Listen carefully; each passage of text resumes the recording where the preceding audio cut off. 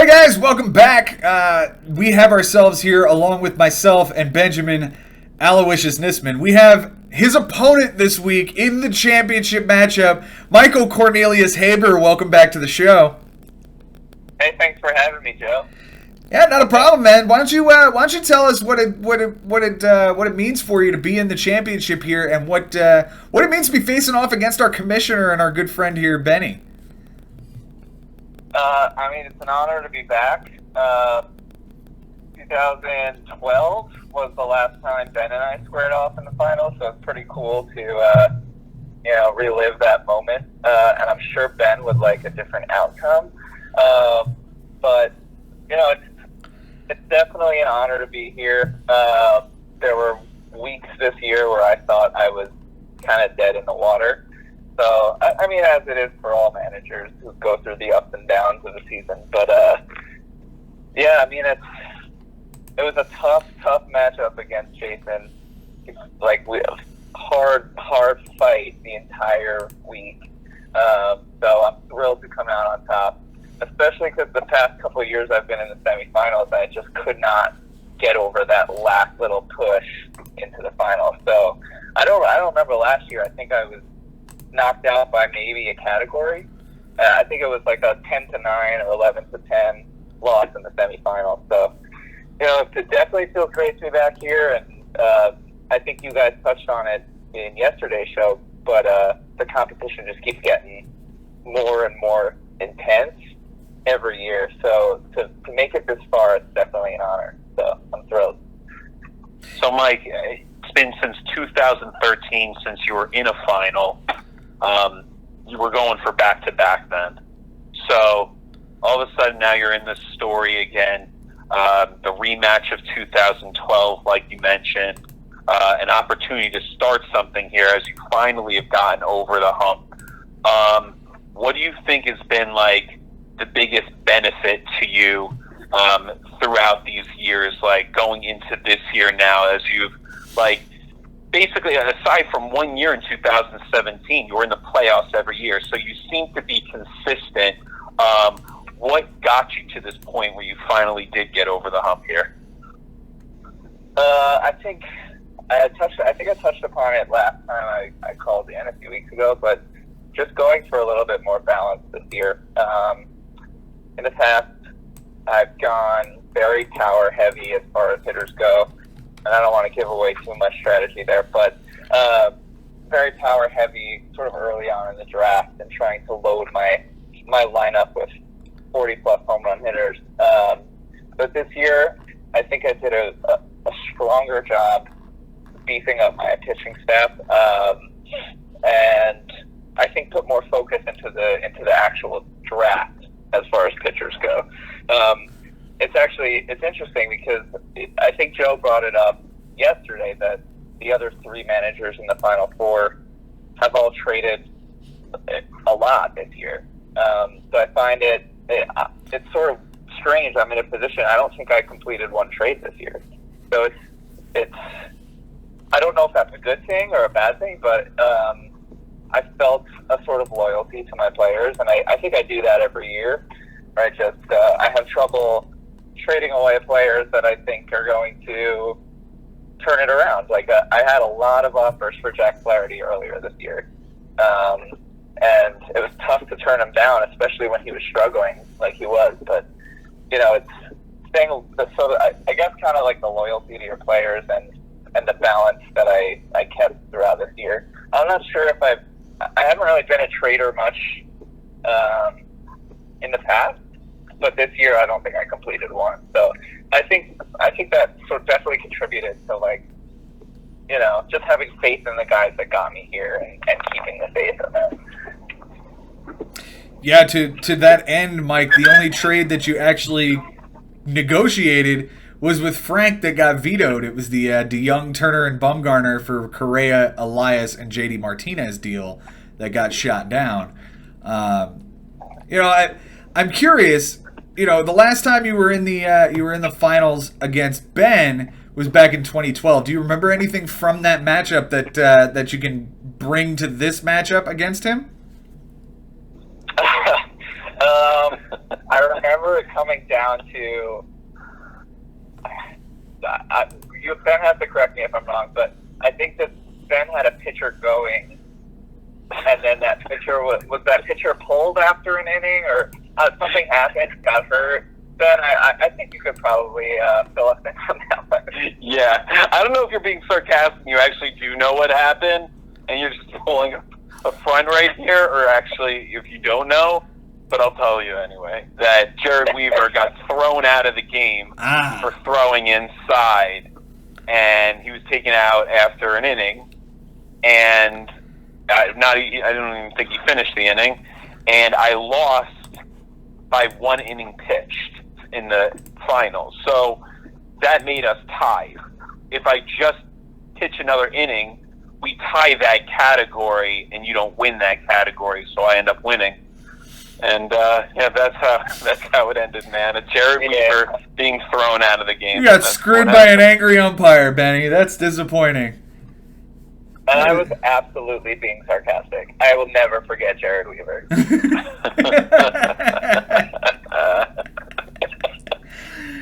Well, you know what? You guys are having a great matchup thus far. I don't want to dive into it. I don't want to hear about, strategy or anything like that. I just want to say I hope you guys both have an incredible week, and best of luck to both of you. With that, Thank you. Let's dive into the housekeeping that we're going to be discussing here. And Mike, I'd love to get your opinion on a lot of things here. Benny, why don't you take this away, man? You're the commissioner here. You're going to be changing the rules, so let's have this talk. Well, Mike, we'll start just with the decision of whether to add or subtract the amount of additions you can make per week. So it's at 13 now. You just went through a grueling semifinal where a lot of things happened. Right. Do you think that you misfired a couple of times where you could have said, maybe I could have lived with 12 or 11 here? What's your take just, right off the top? Well, are we making the distinction between regular season week or playoff week, or is it kind of all the same here? My goal is to make that number uniform, that whatever we do during the season, we do during the playoffs, and we don't change it. I'm trying to find that happy number. Okay, good. Then, honestly, I think my average, and I'm curious to look back, but I think my average adds throughout a week was probably 9 or 10 throughout the year. And there were some weeks where I added maybe 3. And that being said, though, the ads in the postseason for me were critical. So it's tough because I know that you guys feel, and I think Jason felt the same way too, but that you could sort of get by with maybe 10, 11 ads in the playoffs. That's where I was sort of struggling with it, especially with, maybe it was a unique situation, but with Justin Turner, Mookie Betts, and Edwin all going down like the Friday or Saturday of my bye week. So by Monday, I'm trying to plug in all these new guys and then kind of play catch up with pitching at the end. So I really needed every one of those 13 ads last week.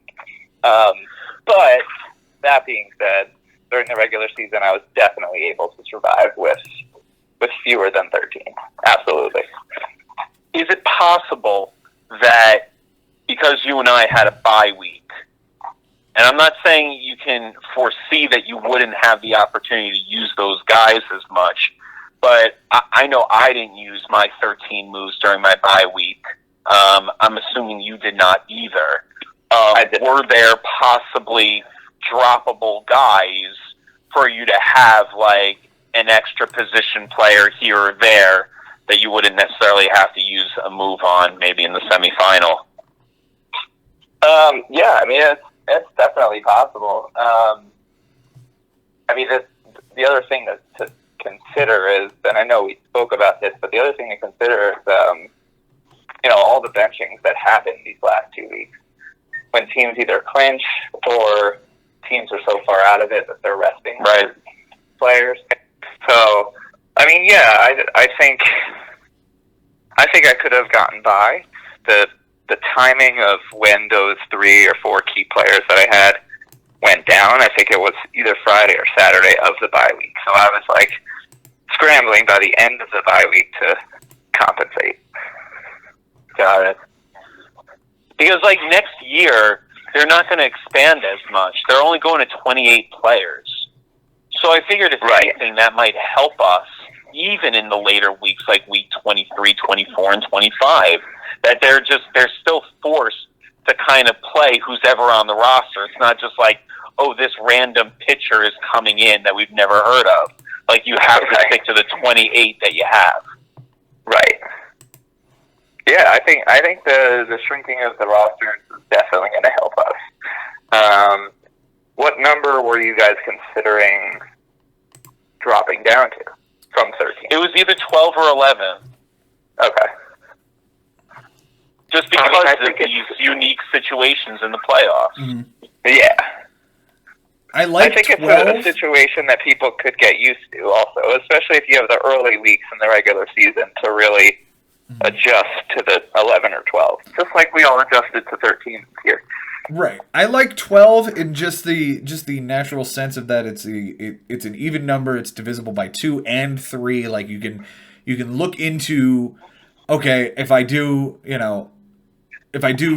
2 guys every day, I can do 6 days, and not pick anybody up on like Thursday when it's a short week or when it's a short day anyway. Just to me, the mathematics of it is what that boils down to. But 11, 11's a fun number in that you have to really navigate where you're going to put these moves, because it's not an easily, divisible number, especially this year. I know with 13, it was, okay, I start on Monday, I pick up 2 guys. It's Tuesday, I pick up 2 guys. It's Wednesday, I pick up 2 guys. Oh, it's Thursday. Let me only pick up 1 so that I have 6 more from the end of my week. Like, that was very easily navigable. And with 11, it would be much more difficult to do. Just my opinion. Mm. Yeah, and you do have those longer weeks. It's obviously opening week, and right after the All-Star break, you have these longer weeks where it's necessary to have more rather than less, because you might just get screwed that your teams, the guys that you have on your team, don't have games as much as your opponent, so you're automatically at a disadvantage.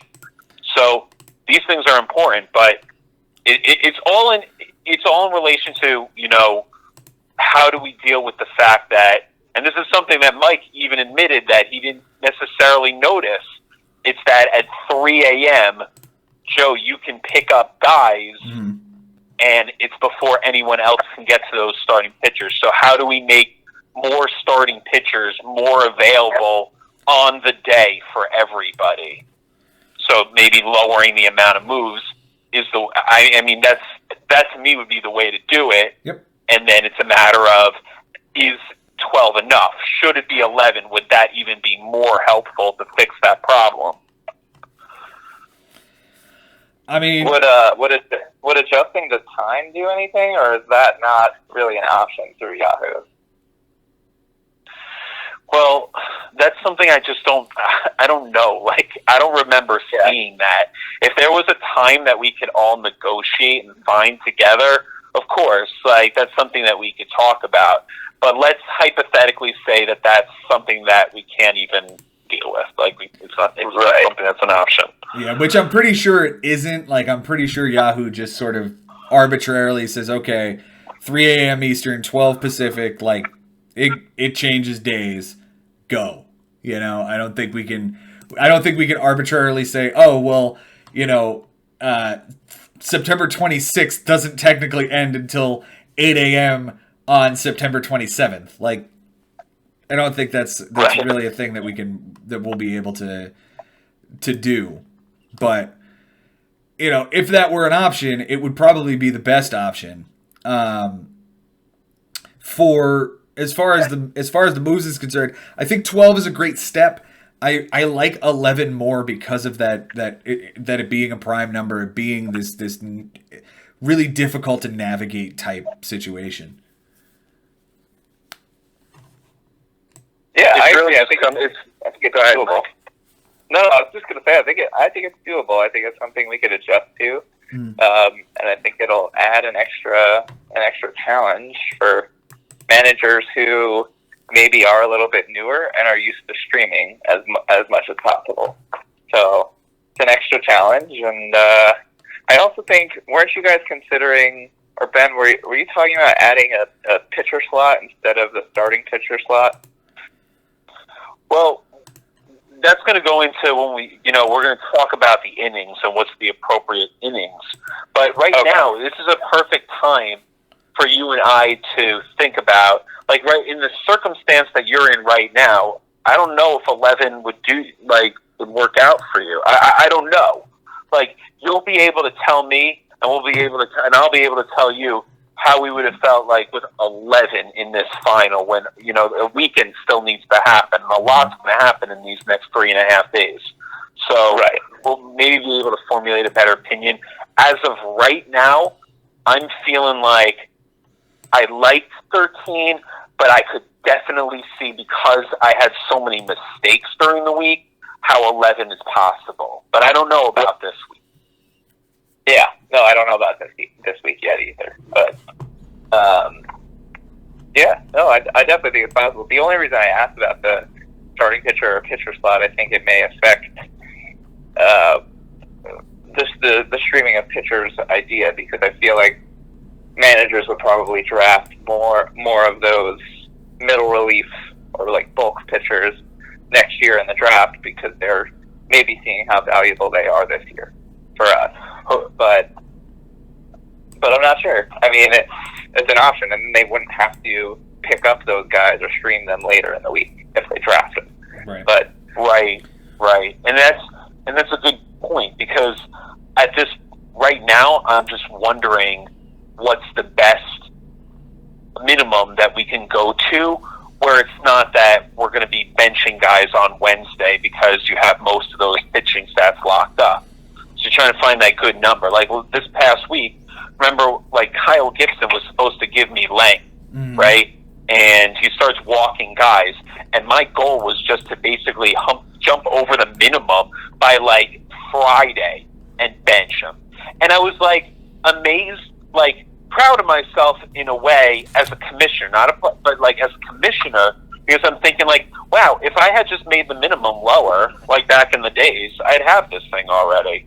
But I specifically made it 37 to make it a challenge for myself and for everyone. So like, I ended up having to start that crappy starter on Sunday, because I can't do that. I can't just inch over. So like, what's that right number? Well, we know that next year they're going to a 26-man roster.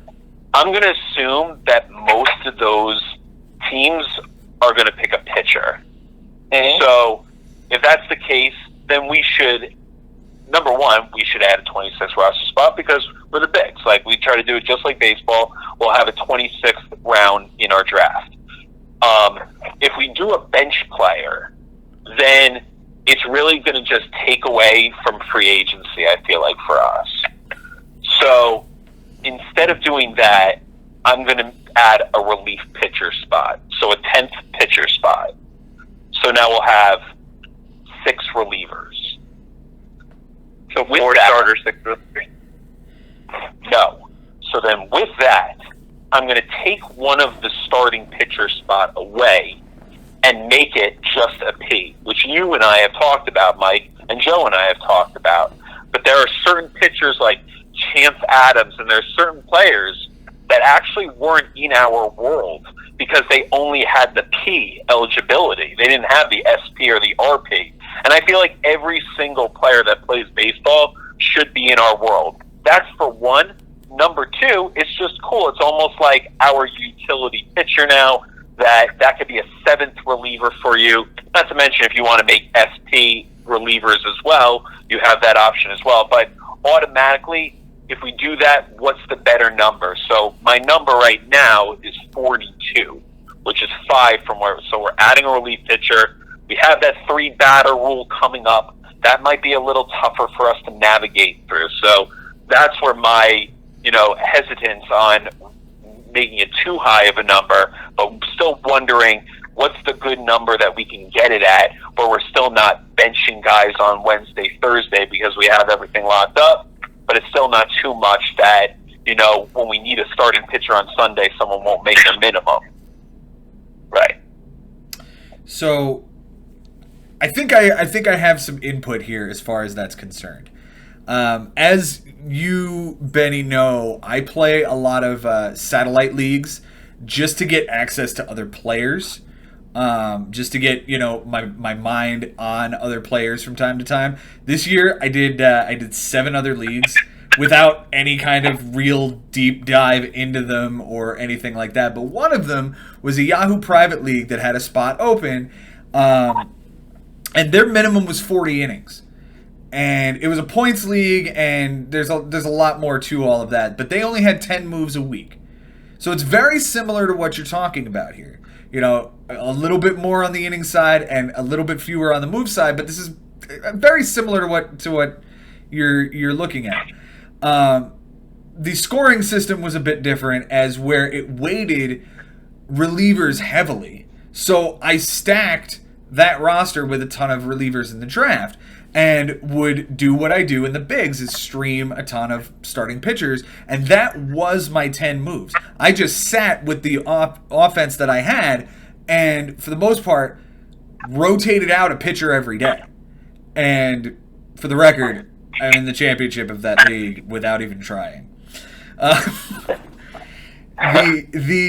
thing I think about here is a situation like what your strategy has been, where you're going to stack your team with a ton of relievers, and I don't know if I recognize this is not the intent, but I look at what the image is.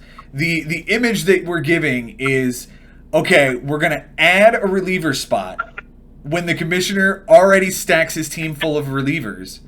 We're adding another spot where he can play a reliever in the P spot and taking away a starting pitcher, but we are raising the minimum innings, but we're only raising them by 5. If it's me, and I like 42 as a number in general, but for me, I would crank this thing up. I would crank this thing to 47. Interesting. I don't, you know, look, the goal, 42 is a pretty good goal if we can do it. Mm-hmm. My fear with the 42 and going even higher than that, and it's the same fear that my Uncle Barry has and my brother and other people, is that, well, you know, eventually you got to go to like some really crappy pitcher, you know, and there's times where during your week, your pitcher is only going once, and maybe only like 3 in your rotation are doing that. So it's really hard to, and if one of them has the bad start, then like it's so hard, you're so far back and starting to try to make moves to try to get those 42 innings. But you know what this Meanwhile, does? This incentivizes somebody to look ahead and say, who has a 2-start week? Who has a matchup later in the week that's pitching on Sunday or Monday? Sure. You know, that's something that for the first time this season, I was looking at in this league. And that should incentivize somebody like that to make those moves early in the week. Yeah. No, that's fair. I mean, you can definitely think ahead and look ahead. I completely agree with you there. My other, you know, why I'm a little apprehensive about it is that this 3-batter rule thing. Like, it might totally screw some guys where it's so hard to try and figure out which guy, like, I've been pretty decent this year in trying to figure out, like, which reliever is going to come into the game. But there's a whole new different set of rules now, and it's just going to be a kind of a more challenging type of strategy to work through. Mm-hmm. And I'm not the only one that tries to go through that strategy, so I know I'm not alone there. So I don't know how this 3-batter rule is going to affect our league, but just in case it becomes something where a pitcher isn't going for a while after he pitches, and, you know, guys like that, and we say the reliever is what, like, maybe 2 a week, you know, maybe 2 innings a week. I don't know if that's necessarily going to be the case. So it's just that's a rule that just kind of changes our world completely. So that's another reason why I don't want to go too high with it. Well, I'm not saying jack it up right now, right? I think 42 is good for next year. And we reassess the 3 batter rule like you're talking about. But I think the sky's the limit here. Like, I really think 46, 47 is really where it should sit. You know, by the time all is said and done and we get to what we think is, you know, perfection. Like, I don't know. Yeah, no, there is that perfection though. There really is. I don't think we're there yet, but like that's what we've been trying to do every single year. Like last year, we were 34 innings and we were 14 moves. Now we're 37 innings and 13 moves. So, you know, it's progressing. And I think we've been doing better each year. Yeah, and I feel like it's hard to like find the balance too, because you have so insanely different strategies for every single manager in this league. Like, you guys just talked about Ben's strategy about filling his team with relief pitchers and then 3 starters, but I think that I hit 37 innings probably by Wednesday or Thursday every single week this year. So like, I think and I'm not sure about the other managers. I don't know about you either, Joe, but I feel like 37 was a breeze for me all year, but it was just part of my strategy, I think, because then it allowed me to get there and then reassess. You know, at the end of the week, I can start benching guys. But interesting. Yeah, so I don't know how to balance between every single different manager strategy and make it the most fair. You know. Yeah. No. Well, I hear what you're saying, and it's interesting that you're saying it's a breeze, and it probably was for a few, but I do know that for others that were just way too reluctant to throw like some random guy on a Tuesday, and wanted to just be careful because they don't want to ruin their ERA, and then like they're playing from behind the rest of the week. Here's one thing I do want to... They're totally, completely different strategies, but definitely there were some people that had a hard time making the minimum just because they were trying to be cautious. They still made the minimum. They just had to be cautious, and then as a result, all of a sudden they're playing guys they don't really want to play on Saturday and Sunday, and then their ERA goes up, and you know the rest. But here's one thing I do want to chime in on, right? We want to make this as close to being a real life professional baseball manager as possible, correct? Like, is that why we're the bigs? To an extent. Okay. Yeah. So, in much the same way, you're saying like a lot of managers are reluctant to throw guys out there that they don't really believe in, or they don't, you know, think are going to have good starts, but they have to make the minimum, right?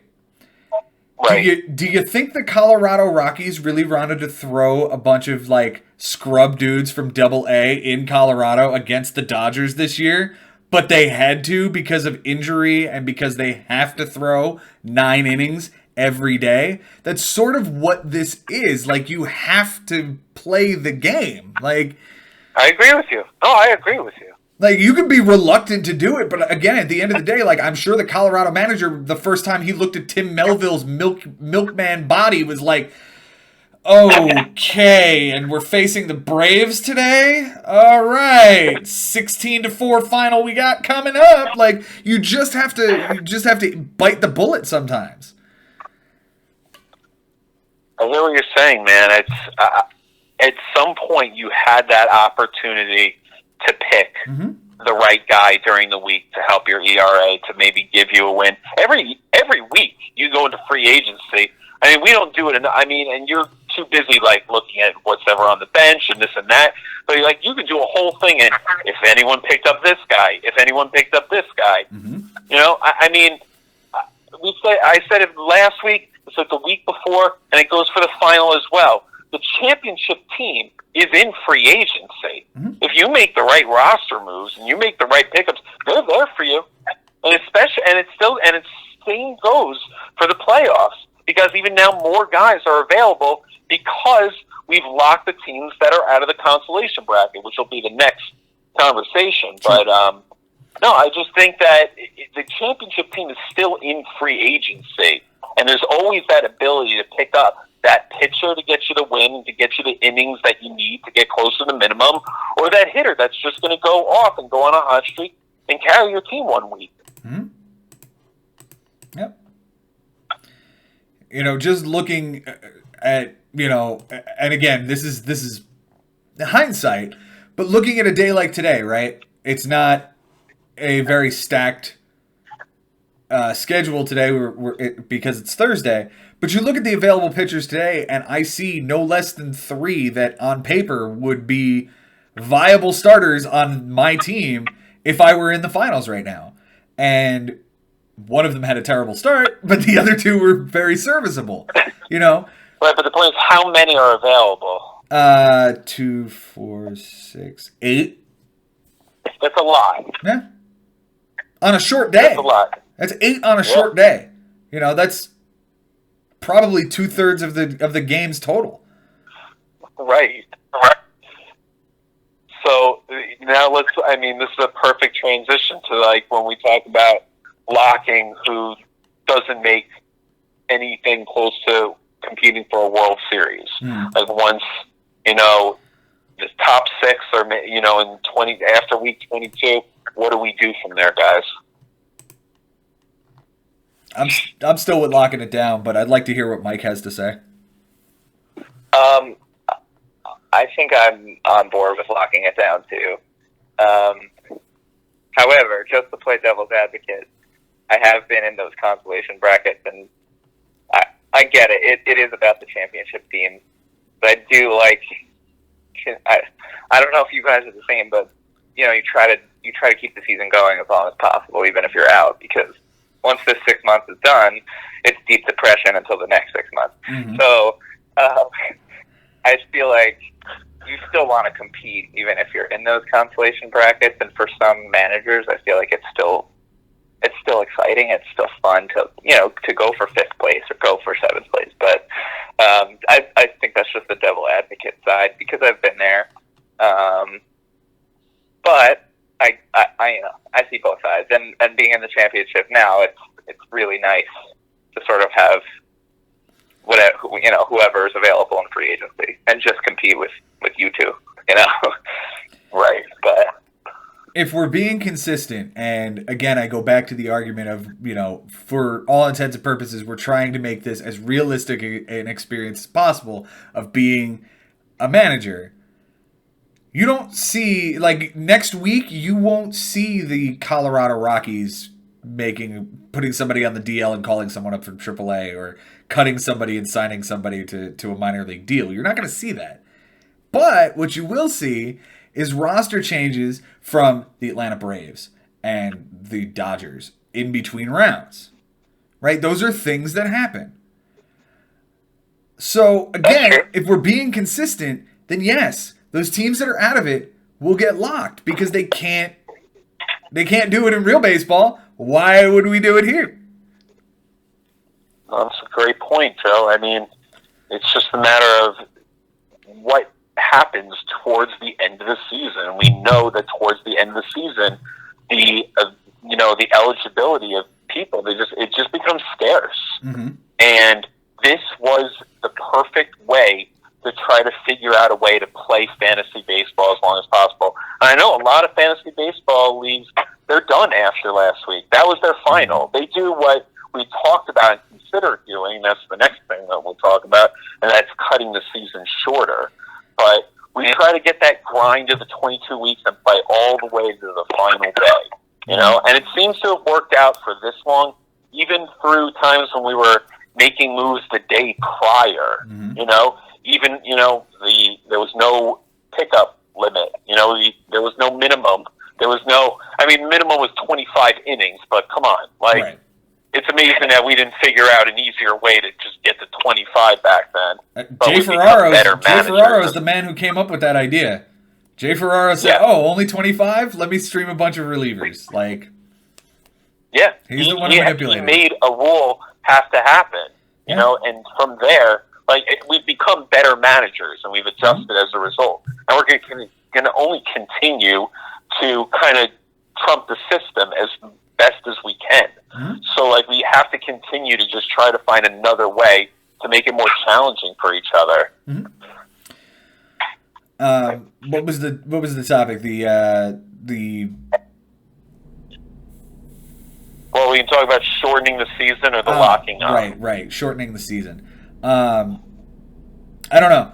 I hadn't given much thought to that. The only comparison I can make is that very, very few fantasy football leagues play Week 17 because rosters are like some teams bench all of their starters and you lose a whole bunch of guys late in the season in fantasy football. I know it's not an apples to apples comparison, but it is similar. Look at a team like Atlanta, who's benching Acuna and Freeman right now to get healthy. Look at a team like the Dodgers, who were able to sit their starters in rotation in the last month to get them ready for the playoffs. There's a lot of things like that can play in, to the end of a season. And if I'm being honest, you look at a lot of teams right now, especially the ones that are locked, right? There are a ton of guys who are day-to-day and will never go on the DL. And they're injured, and they're absolutely not going to play the rest of the season, but they're day-to-day. Like a really perfect example is Christian Yelich. That man is done for the year. He has a broken kneecap, but he's not on the DL. So even if you wanted to, you can't even negotiate that on your roster. So maybe it's worth thinking about to cut off the last week of the season, but I don't think 1 week makes a difference. Like, I think that's just what September is for Major League Baseball. I don't think that cutting off, what is this, the 23rd through the 29th is going to make that much of a difference. So, play it out. So are you suggesting cut like more than 1 week? No, I'm suggesting play the whole thing. Play it all out. Yeah, because if you cut 1 week, well, then everybody's going to make the argument, well, actually, week 24 doesn't matter either because everybody's not playing. Well, and then what are we doing? Are we cutting the season at August 31st? Like, no, we're not doing that. So, play it out. Play every day. It's a different sport, and when they expand the rosters out to 40, and you're getting kids like who's that kid in Seattle who just went off for a week 2 weeks ago? Plays right field. Shed Long. Shut up about Shed Long. Kyle Lewis. Kyle Lewis. I had him on my roster, right? That's a kid who, 6 homers in 20 games. He has 56 at bats. He has 6 homers. That's a kid you can stream into your lineup for, somebody like, I don't know who got hurt. Acuna is a good example, right? Like, it just... You have to know what you're looking at. You have to do your research. You have to be smart enough to go, okay, I know that this guy's been nursing a hamstring injury all season and his team is going to the playoffs, so he may get time off in the future. I should probably go ahead and get a backup fill in the blank with position here in case that happens. And who's the hot kid in the minors who's going to be coming up for another team? Or who's going to be replacing him in the lineup? A guy like Nico Horner, who's filling in for Javi Baez. Nico Horner is an incredibly, serviceable dude now. And he's absolutely going to get playing time every day. He's not in the lineup today, because of course he's not, because I'm saying this. But he's played every single... But again, no, I see your point, but also the thing is that I just don't think we're going to run into these problems as much next year and going forward, because they're only expanding to 28. Well, what we think is an issue is just maybe it's all fixed next year. Well, there's that, and there's also the fact that by the time this week comes down, there's only 2 guys playing anyway. There's only 2 guys who can pick guys up. So what are we doing? We're cutting off a week from the season, and then moving everybody's locked period of time up a week. So instead of somebody like Frank, who is still setting his lineup every single day, regardless that he's not playing anybody, he is going from 4 weeks of being locked out to 5 weeks of being locked out of the season? That doesn't make sense to me. It just doesn't make it I also- doesn't seem I logical. also feel like shortening or cutting weeks is a little strange considering so that you're playing right now. We're playing 22 regular season weeks. Yes. Right. Yeah. So you're playing 15 other teams once, and then you're repeating 7 teams. Right. Correct. So you're playing 7 teams twice.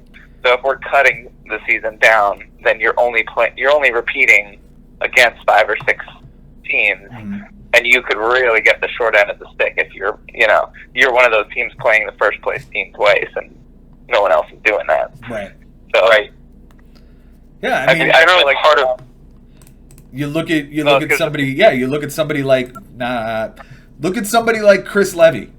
Chris Levy is a perfect example of what you just brought up, because Chris Levy's season was ended by a game and a half, and you know who Chris had? Chris had Nick in the final week. He was absolutely in line for the playoffs, and Nick spoiled his season. So if we cut that week, well, all of a sudden now the spoilers get one less week. And a situation. Who did you have in the final week? Oh, Jimmy Dunlap. Yeah, he spoiled him. Yeah, Mike, you ended Jimmy Dunlap's season in the final week of the season. Yep. Like, if we cut off all of... Yeah, I hate the idea of cutting the season shorter. There's so much against it. Yeah, I mean, we have that miracle run by Bobby that he doesn't finish. You know, he gets in 5th place in the final week because he had a 17-3 win over Uncle Barry, which no one saw coming. So it's just things like that, like crazy things have happened in that week 22. And I know, like, all we have to do is shorten the season, then crazy things will happen in week 21. Like, we get used to it, but I do like the idea of playing it out. Yeah. I mean, there is something to be said that, you know, Bobby goes on this miracle run late in the season. He wouldn't get in.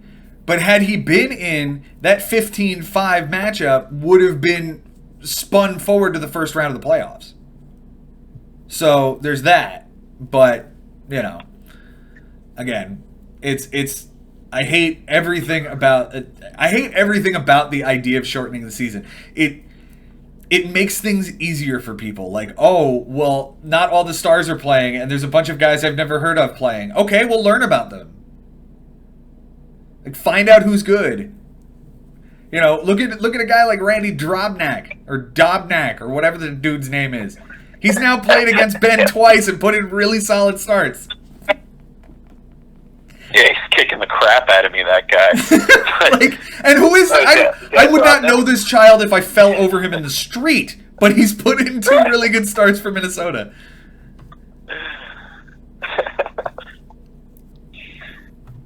So, yeah, I mean, we're in agreement there. Uh-huh.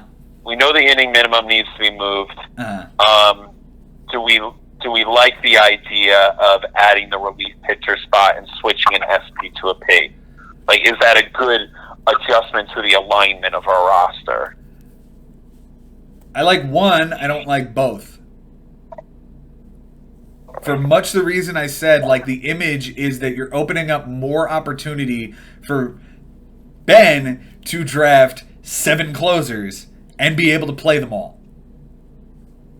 But all you got to do is other people have to draft closers. That's an easy adjustment. I mean, at the same time, we want to make a 26th roster. So what do you want to make that 26th roster spot? What do you want it to be? Just make it the P. That seems like the most logical thing. Like, you want both of these things. Why not just make it the thing?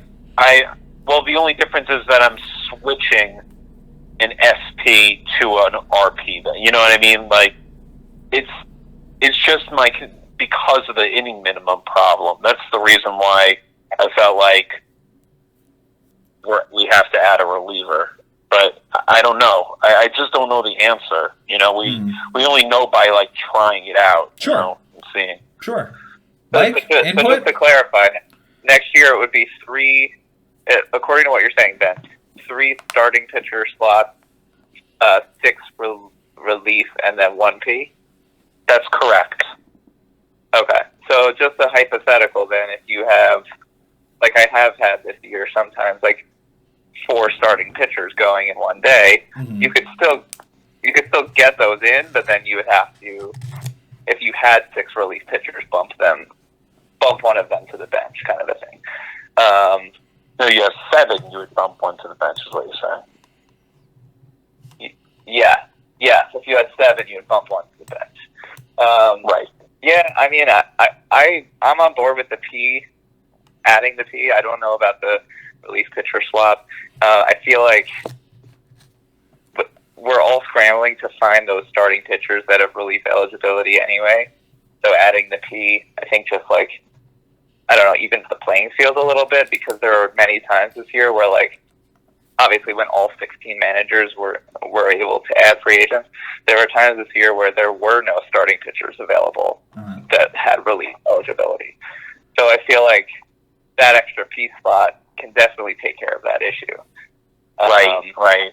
You know what yeah. removing a relief pitcher or a starting pitcher spot does, though? It lowers the value of a guy, and I'm just looking at my own team for this. It lowers the value of a guy like Jose Leclerc, because he has obviously a reliever with starting pitcher eligibility.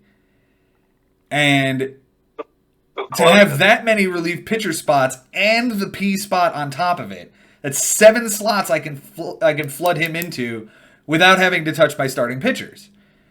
Whereas currently, if I want to add another reliever, I have to move Leclerc into a starting pitcher's role and not stream a starter in order to get that 6th guy in. You know, and it actually lowers that value, because how many relievers are you conceivably going to put in one day? Are you going to? Yeah, go ahead. I was going to say, I don't know if it necessarily lowers its value, because you're still going to search for those relievers with the SP value, like the SP eligibility. I think that's still going to be a thing. It's still going to be important when relief appearances is close, and you're saying, like, well, this guy, he plays with like 6, 7. I'm going to go with an 8th. I'm going to go with a 9th today, and just do it. And those type of players, they become more readily available as the season goes, when starting pitchers stop cutting it as starting pitchers, and then managers decide they're bullpen guys, but now they still have the SP. But to me, I don't know if it necessarily lowers its value, because I still think it's going to be a strategy to go for those types of pitchers that have the SP eligibility. I just wonder if there's enough relievers that we're willing to put, 16 more guys. Well, and there again, they're expanding the roster, so we don't know. But 16 more relievers. There's a lot of relievers, Joe. There's always a lot of relievers available. Sure, but 16 more relievers off the board. And then let's say there's 5 or 6 guys that are picked up in general to fill the P spots that are relievers. So you're talking over 20 guys, just relievers off the board currently. Right. I mean, my argument for that, so I am seeing both sides of this, is if we are trying to stay with the trends of baseball, like we've argued many times, like in the past hour, like this is the direction baseball is headed, in putting more value in relief pitchers and adding bulk relievers and having more spots available on your roster for relief pitchers. And if that's the direction baseball is going, then I kind of see a reason and a path for us to do it in the big. Right? And I just think with this 3-batter rule, the man makes an incredibly logical point I cannot dispute. Like, it is what it is, I agree with him as well. Yeah. I think, when we're trying to say, like, this is where baseball is becoming, he's absolutely right. And I just think that 3-batter rule is just, you don't know what to expect from it. So, like, you're going to need more relief pitchers to kind of negotiate through that rule that none of us really know anything about right now. And I also think that next year, just like last year to this year, there was a huge bump in teams that employed the opener strategy, like real baseball teams that did it. So I think next year we're gonna see in fantasy baseball like teams really employing those bulk pitchers, because you're getting a relief appearance and you're getting the possibility of a win. And real life baseball managers are following a 5-day bulk reliever schedule now. So I think I brought it up to Ben last week, and I'm glad you didn't, add him because he got destroyed. But Drew Verhagen on the Tigers, who was pitching after Daniel Norris every 5 days. So I feel like there's a lot of value in a pitcher like that to come in for, he's coming in for 2 or 3 innings, and he can pick up the win if the Tigers are winning after 5 innings, or the Tigers are winning after 4 innings, and he comes in the 4th. Right. So sure, I feel like it's cool to have that option, and it's gonna be something we all have to think about in the draft next year. Okay, I have a question. question. Yeah, I do. I think so. I was going to say, Joe, that I had a situation like that where I picked up Cole and Dylan Peters, both on the Angels, just because I knew one was starting and one was going to get me a relief appearance automatically. And you're right. Like, now we're just going to have to do a little bit more research in finding out who are these guys that are coming out behind the opener when the opener is going to be happening. All these things are important, as well as, this guy had to pitch a lot because of the 3-batter rule. We know he's not available. Hey, we know that this relief pitcher in free agency is available out of the bullpen, and because of the 3-batter rule, he's probably going to come in tomorrow. We can use one of our 12 or 11 ads on this relief pitcher because we know he's coming in the game. I have a question, and this goes to the starter and the trend that is happening. Does Yahoo allow for games started as a category? I think that is a stat. I have a new argument to make to get rid of complete games. Because, look, we're talking about this, and we know that complete games are going away. And if this this might be that might be the category, right? Okay, quality starts is off the table. Games started is important. I'm happy to talk about it. I was going to say, you're the person to ask, man, because I don't know this medically, but I don't know if it's possible for a vein in your neck to get so big that it can actually pop and kill you. But I'm willing to talk about quality starts if you can promise me I'll be okay. I will. For now, we can drop quality starts and let's have a talk about games started then as a stat perhaps in the future of the base. No, I'm being serious. We can definitely, because I want to while Mike is here to talk about quality starts, complete games started, whatever you want. Let's open the forum up and let's have a conversation about it. Yeah, Mike, I'd love to hear your thoughts, and I know you've listened to our argument back and forth between complete games and quality starts. So he didn't. You haven't? I don't know if he did. No, I did. Okay. So I'd love to hear your thoughts and where you stand on the argument that has literally raged the vast majority of this season. All right. If you both promise that no veins will pop, I will voice my opinion. All right. I'm holding my own neck. Let's go. So my opinion is that it's such a random stat that I don't think that it shows off any skill for a manager. And I think that it's the kind of thing that, especially when you lose to a team who gets a complete game in a rain-shortened game, it's infuriating. And I have been on both sides of that, and I feel that I was thrilled when it happened for me, and I got a complete game after 5 innings of a rain-shortened whatever. But I can't, in good conscience, say that it's a stat that measures managerial skill by any means. So if we have 21 stats that manage, or that weigh the skill of a manager, I feel like we should just have all of our stats, measure that as well. So for me personally, I'm on board with getting rid of complete games. Quality starts, it's hard for me because of the East Coast, West Coast, that discrepancy and that argument that it doesn't seem like we can find a healthy solution to that.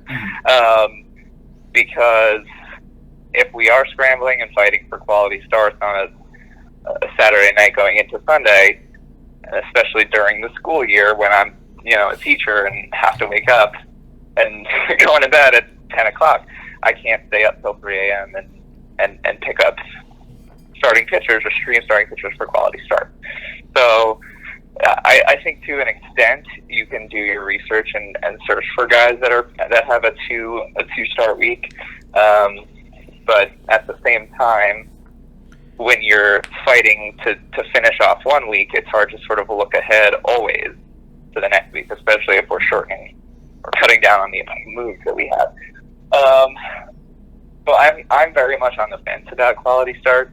I don't know that it's necessarily equitable to all 16 managers that live all across the country. But I am on board with getting rid of complete games. I just think it's too random and doesn't measure skill. But that's my opinion. Okay. I mean, look, I knew that quality starts isn't exactly the perfect stat. It's something more to the skill-based existence of our league, and much to the point that you made that, yeah, complete games is like Ben said, it's a jackpot. It's pulling the lever and getting 3 cherries and getting the jackpot. That's not what this is about. Like that's not what we have prided this league on. And to still have that there, it goes to I don't see any reason for it to still be around. Quality starts is, you can stream a quality start. I get it. But if we make it games started, and this is my new argument that I just formulated in the last 3 minutes. If we make it games started, and that's a stat that you got that 2 guys are fighting over late in the week, but ERA is close, WHIP is close, walks are close, homers given up is close, relief appearances is close. You have to make a decision. Do I stream the opener or do I stream the reliever? Either one could come back and bite you, or do I go and get the guy who's going to go 5 innings? Do I go and get the full starter and hope that they go well? It will force the issue on a lot more stats than quality starts that I can agree with Benjamin is a bit redundant, if I'm honest. But I think games started sits a bit differently because you can either stream Chad Green, who's going to go in 1 inning, or you could stream Randy Dobnak, who could give you 5 innings. But he could also blow up your ERA. Right. Ben? Here's why I love that. Mm-hmm. I love that because it finally puts value in the opener, whereas in our league now, there really isn't any value unless you're desperately chasing innings. So I like that. The only reason why I would see how managers could be against it is if they do employ a very different strategy similar to Ben to, build his team around relief pitchers. Mm-hmm. And then you're almost conceding that stat every week unless you are now filling your team with openers instead of relief pitchers. Right. But, and to the counter argument to that is, well, that's roster construction, right? Like, you can just as easily stack yourself full of starters and go with 3 relievers and punt relief appearances. And if those 3 relievers are all closers, you're not necessarily punting saves. True. Yeah, but I mean, the goal is that you shouldn't be trying to punt anything. Agreed. Like you should be able to win every single stat. And if you're going to delegate your moves in one direction, you're not going to be able to delegate your moves in another direction because you only have so many. And there are other things that you need to do on a Monday or a Thursday or on a Saturday or Sunday to just try to win the week. So, Monday, Thursday, obviously, because there's less games, and then Saturday and Sunday because you know what the score is and what you need. Mm. So, I mean, throughout the week, you're thinking about an opener. I mean, firstly, does game started include the opener? Do you get a game started for the opener? You get a game started so long as you are the first pitcher for your team in the first inning. Okay. I mean, I relate it to relief appearance. Like it's not a skill to come into the game. No. The skill is from us, the manager, the foresight that this guy will come into the game, number one. And it also, what it did is it kept value with closers. It didn't devalue closers by doing this the way Holtz would. And it kept our free agency deep. That was the point of it. Game started, it might do the same thing. It actually might make relievers still in the pile. But that's not the issue as much. The issue is that the guys that are starting games aren't on the board as much. Yeah. So I think adding your game opener started, has no value. A guy like Ryan Stanek holds very little value in this league. And he's a good pitcher. Like, there's no reason he shouldn't be owned in this league every single week. He should not be a guy... Like, Ryan Stanek is not a guy that should be bouncing around every single team whenever somebody desperately needs innings. It's a guy that is valuable. And the Rays have made him as such. And now the Marlins have him, but that's... But why not? If you know that he can put together 2 to 3 quality innings a week, and he's going to keep your ERA down, and he's not going to walk guys, and it's going to get you closer to 37, then he does have value. But I think because that adding a game start, like a he's not getting you a relief appearance. He's not getting No, he is not. He's not, but he's still giving you stats that help your team win a week. But I could just as easily go get, put more faith into one guy on one day that will get me all of the stats that Ryan Stanek will in the week than to... Of course you could. Of course you could, but you have to figure who that guy is, or he could blow up in your face, and you know that Ryan Stanek's good, and he's consistently good. So that's why you like him, and that's why you keep him on the team. I mean, having the game started thing, the thing that concerns me most is the same thing. It's similar to that reason that the quality starts is that it's a starting pitcher stat. It's another reason to go and reach out and get a starting pitcher. That's what we're trying to avoid. We're trying to give you restrictions and say, you know what, I don't want to push the button on that because I only have so many moves, or because ERA and on base are too close for me to risk it, or home runs or walks, I actually have the lead here. I don't necessarily want to do that. That's the point. To give us another reason to stream starters is what I'm trying to avoid. Anyone? At the end of the day, though, the opener is the wave of the future. It's what's happening in baseball now, and they just hold absolutely no value. No, Joe. Okay, but number one, I don't agree. But secondly, again, the issue is the starting pitching streaming. Like, that's the issue. Does having a game started stat rectify this issue? Hang on, I'm trying to find somebody here. My apologies. I mean, the answer is no, because you're going to say, "Oh, I get a game started. Let me pick up the starting pitcher." I just wanted to see how many people have owned Ryan Stanek this year. I think I had him for a week. I don't know what this says, though, ultimately.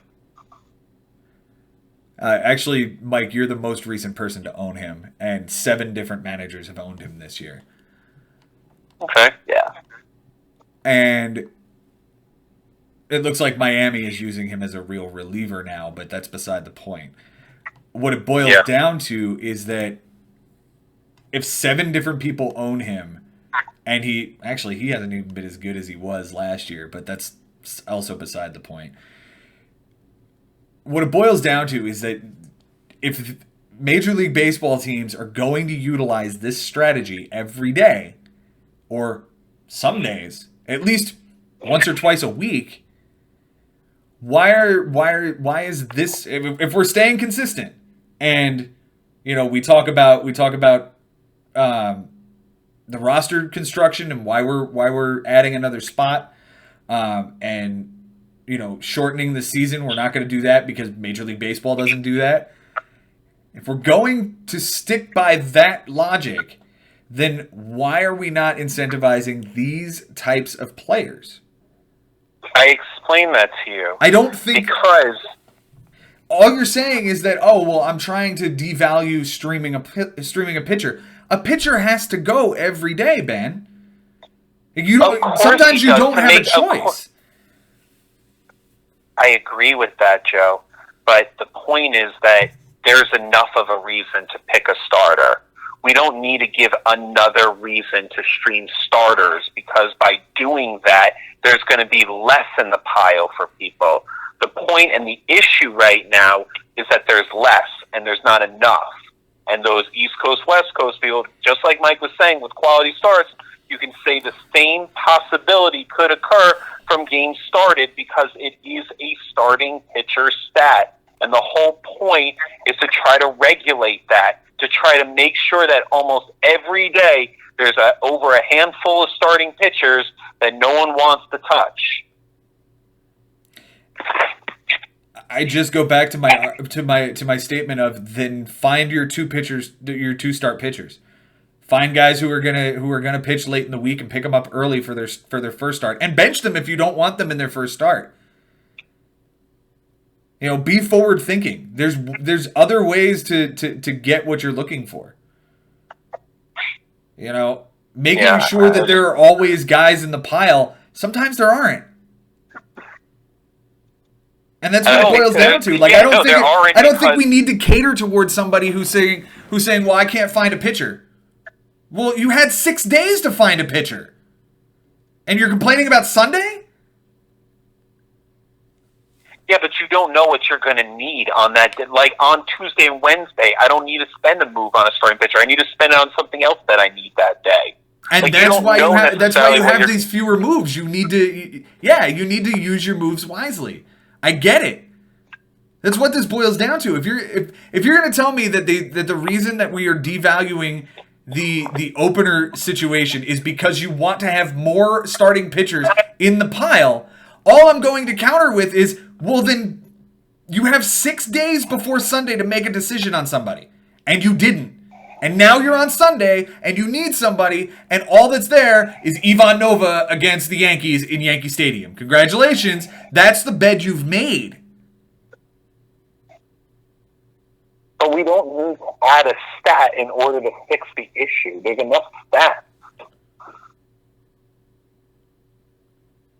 I mean, I'm not disagreeing with you that we need to add a stat to fix the problem, but this is replacing complete games, which is an issue that we don't need to no, we don't have to equate it, though. Like, I agree with what you guys are saying about complete games. And it's not that if you take away a stat, therefore you must add a stat. It doesn't have to be like that, We could just let go of complete games and call it a day. My point was just that I thought that adding a stat that's specifically a starting pitcher stat could potentially be a big problem going forward. Okay. The only thing I'll say in counterpoint to just removing complete games is that you would make it imbalanced between batting and pitching stats. You would end up dropping it to 21 stats, and the offense would just slightly be skewed in favor because you'd have 11 offensive stats and only 10 pitching stats. Yeah, but one of those stats is errors. Sure. I don't know if you can necessarily call that an offensive stat. I think it's still pretty balanced. I'm not disagreeing. It's not like do we really feel like it's unbalanced right now? Like, do you really think that if you say a complete game says this and that, then, like, taking it out, you really think that would tip the scale to offense? I'm not saying that. All I'm saying is that, like, in a vacuum, if somebody pitches absolutely perfectly and gets all of their pitching stats, but the other guy hits the fucking cover off the ball, he's gonna win that week offensively because you don't have enough stats to tie in pitching. No, I don't see that happening a lot, man. I mean, that's so rare. I'm just creating like a perfect storm of awful, better, right? You defend better than your opponent. What? All I'm saying is I'm creating the perfect storm, right? I'm creating the perfect storm of, like, Team A hits the fucking cover off the ball, is always 4 for 4 with 4 homers every single game, every single day, all the time, and never commits an error. They win. I'm not going to... Listen, I'm still in a finals matchup right now, so I can't start to talk about how to deal with that issue. But, there's an answer to that, and I don't think complete games being subtracted really tips the scales to me. I'll just say that right now. Okay. At the end of the day, where are you at with valuing an opener? Like, how do we do that? First, I'd like to hear what Mike has to say. I was just gonna say, so I see both sides. I feel like I'm playing mediator right now. I see both sides. I also, if we are making all of these changes for next year, like eliminating complete games, raising the innings limit and adding all these roster spots and all that, I don't know necessarily that it's time to add another stat, so I agree in that I don't think complete games necessarily, like getting rid of it tips anything to be imbalanced, but I also do kind of see Joe's point in that maybe eventually down the road, and not next year, but down the road, how games started could be a really interesting twist to our league, considering, and Ben, I do see your side in the adding value to starting pitchers and streaming, but I think if you have a counting stat for relief appearances, I think a counting stat for starting appearances is actually a really interesting way to challenge our managers to think outside the box, like, hey, I can't just stack my team with relief pitchers. I have to be a little bit more balanced and look into those openers. And yeah, those openers have a bit of value with adding innings and maybe some strikeouts and all of that. But I think it eventually down the road, I think that's a really cool challenge to try to wrap your head around, because it does challenge some of those managers who have kind of perfected a strategy of like, let me stack my team with this kind of a pitcher and see where it goes.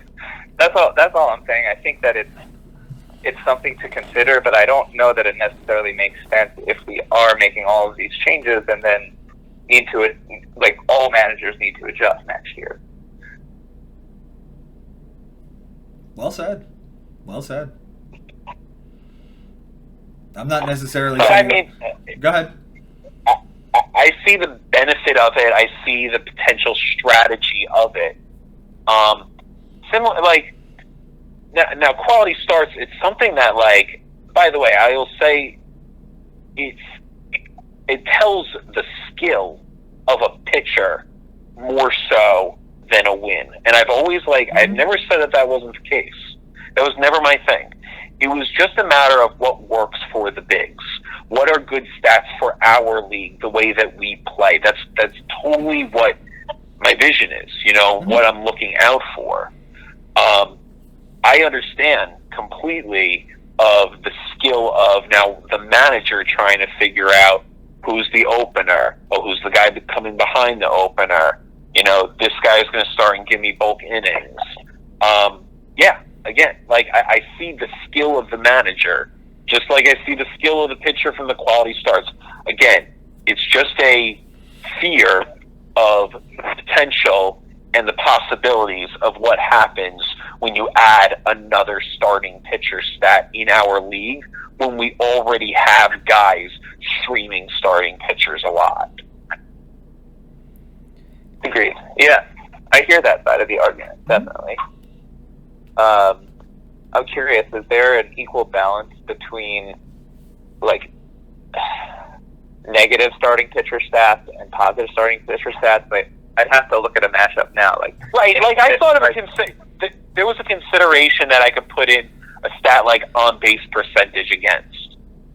So it shows a restriction, another reason to not start a pitcher, because just like WHIP or ERA, he could blow the on-base percentage also. They actually don't have batting average against as an option for a stat, or I would have, considered that, but they do have on-base. My only fear is that it's basically an overlap stat with WHIP. Mm-hmm. And we've done pretty good about not having overlap stats. That would be one but it would possibly just totally fix the issue of not streaming starting pitcher, because it's just another thing that you might screw.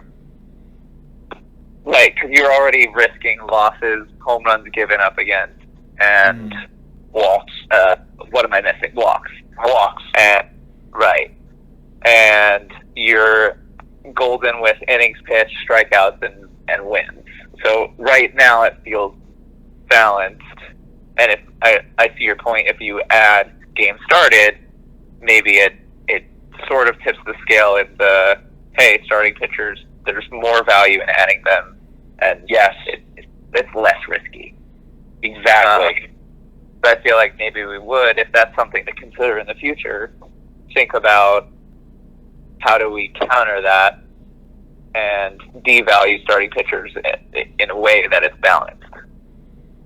It's very possible. And I also think there is this thing that we could talk about, but I mean, it opens up a whole nother can of worms, is a maximum amount of innings, or like a maximum amount of games started. Yeah. You know, Yeah, or do you even like a maximum amount of moves made in a week? You know, just yeah. That was something I ran into in in a league I co-owned with James McCloskey at work. The commissioner set us that you could only start 6 players. You could only start 6 pitchers per week. Once you hit that 6, anybody who started, their stats didn't count. So, wow. Yeah. So if, maybe the number isn't 6 for our league, but it's a situation of like, maybe that devalues going out and getting a pitcher and increases the value of, your bulk relievers and stuff. But if you're close on innings, or if you're say you're on, say a Sunday and you're 2 or 3 innings away from the minimum, maybe that does increase the value of an opener just slightly enough to make them worthwhile.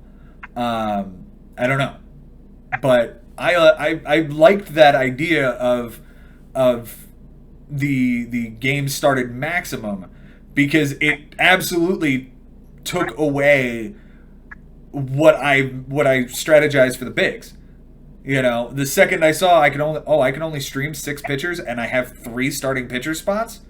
Like, I have to roster 4 starters at minimum just to compete, and I can only start 2 more. It absolutely takes streaming pitchers every day off the table. The only issue I would see with it going forward, though, the only issue I would see with it going forward, though, is like, if you're going to cap it at, let's call the number 7, right? That's 1 pitcher a day. That will kind of hamper your innings pitched as a category. Yeah.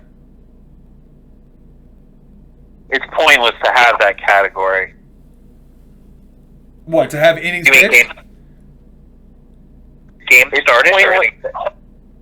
If you're going to have a limit of how many pitchers you can start per week, I think it's pointless to have innings pitched. Yeah. Because I don't think there's not really too much of a skill there to say like, oh, my guy's going to throw 7, my guy threw 6. Oh, like mine 1.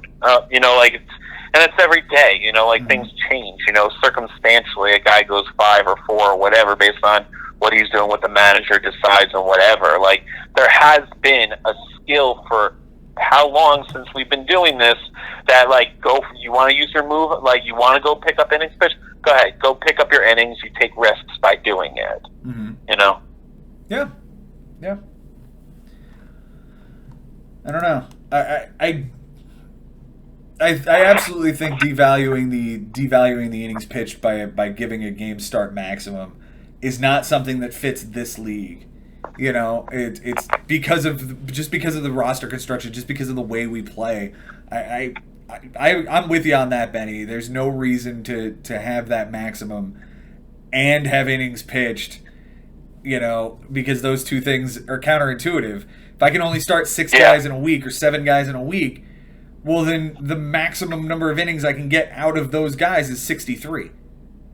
and then add in, call it 20 innings from a reliever, you're looking at 83 innings. So if you get over, let's call it 50 in a week, you're probably going to win. But how many? And then we're saying that the minimum is going to be 42.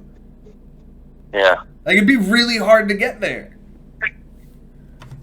Yeah, no, obviously the minimum would change in accordance to that, but you'd have to figure out now, like, then you really think people would just be going after relief pitchers all the time. Mm-hmm. That's all they'd probably be doing at that point, because once you do your 6 starts and you know what your 6 starts are going to be, you're done. What else is there to do? Yeah. Try to get your innings another way. Try to get, strikeouts another way. Try to, lower your ERA and whip another way. Mm-hmm.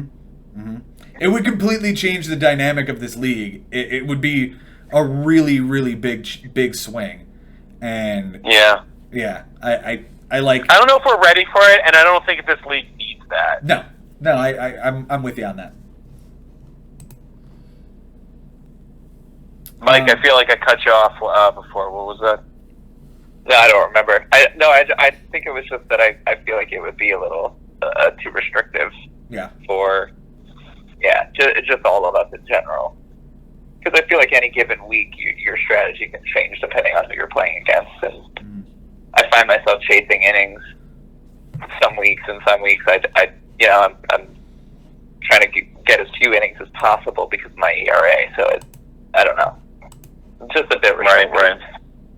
Yeah, I mean, look at the dynamic of a matchup like me and Ben, or a matchup of like me and Mike, right? Like, there's a case to be made that, like, when you look at I know that when I'm facing off against Ben, I'm gonna get a bunch of pitchers early because he's gonna be waiting to get his minimum at the end of the week. I'll get my innings early and set the tone.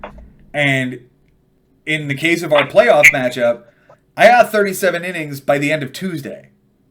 And my ERA was, right around 2, Ben? Right. And so the rest of that matchup is, okay, I dare you to get the rest of your innings and not fuck up somewhere. Right. Whereas with a matchup with Mike, it's, all right, we're going to race on innings pitched. We're going to race on wins. We're going to race on strikeouts.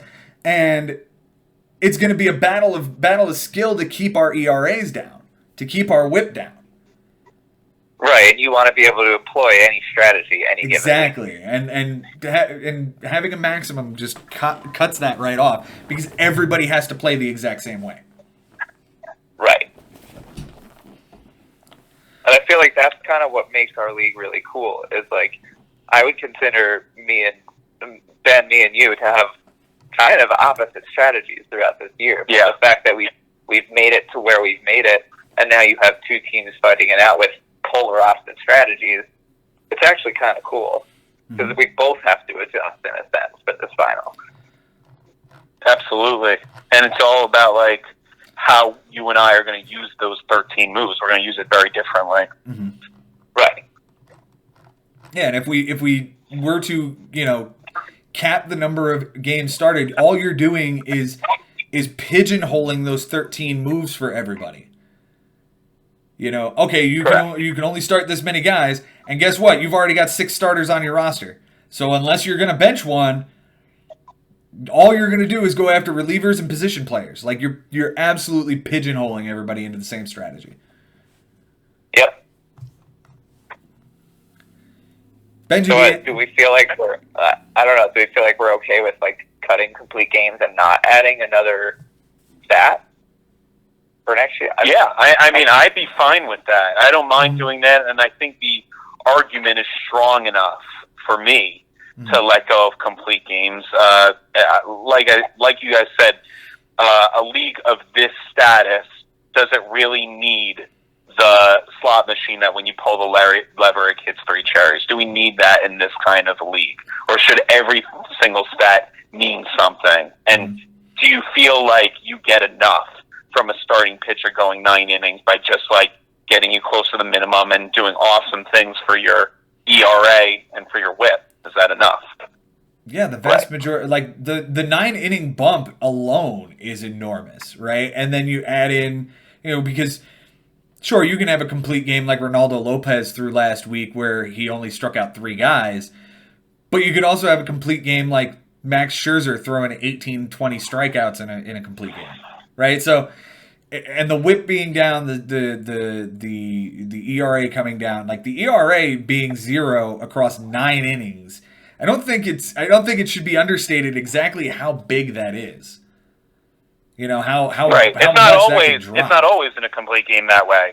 No, but like even if it's 1 across 9 innings, or even if it's 2 across 9 innings, like sure, it still drops it substantially, because I don't foresee very many people going, "Oh, I got a complete game, 8 innings, a loss, and 4 earned runs." Like that's just not a thing that's gonna happen.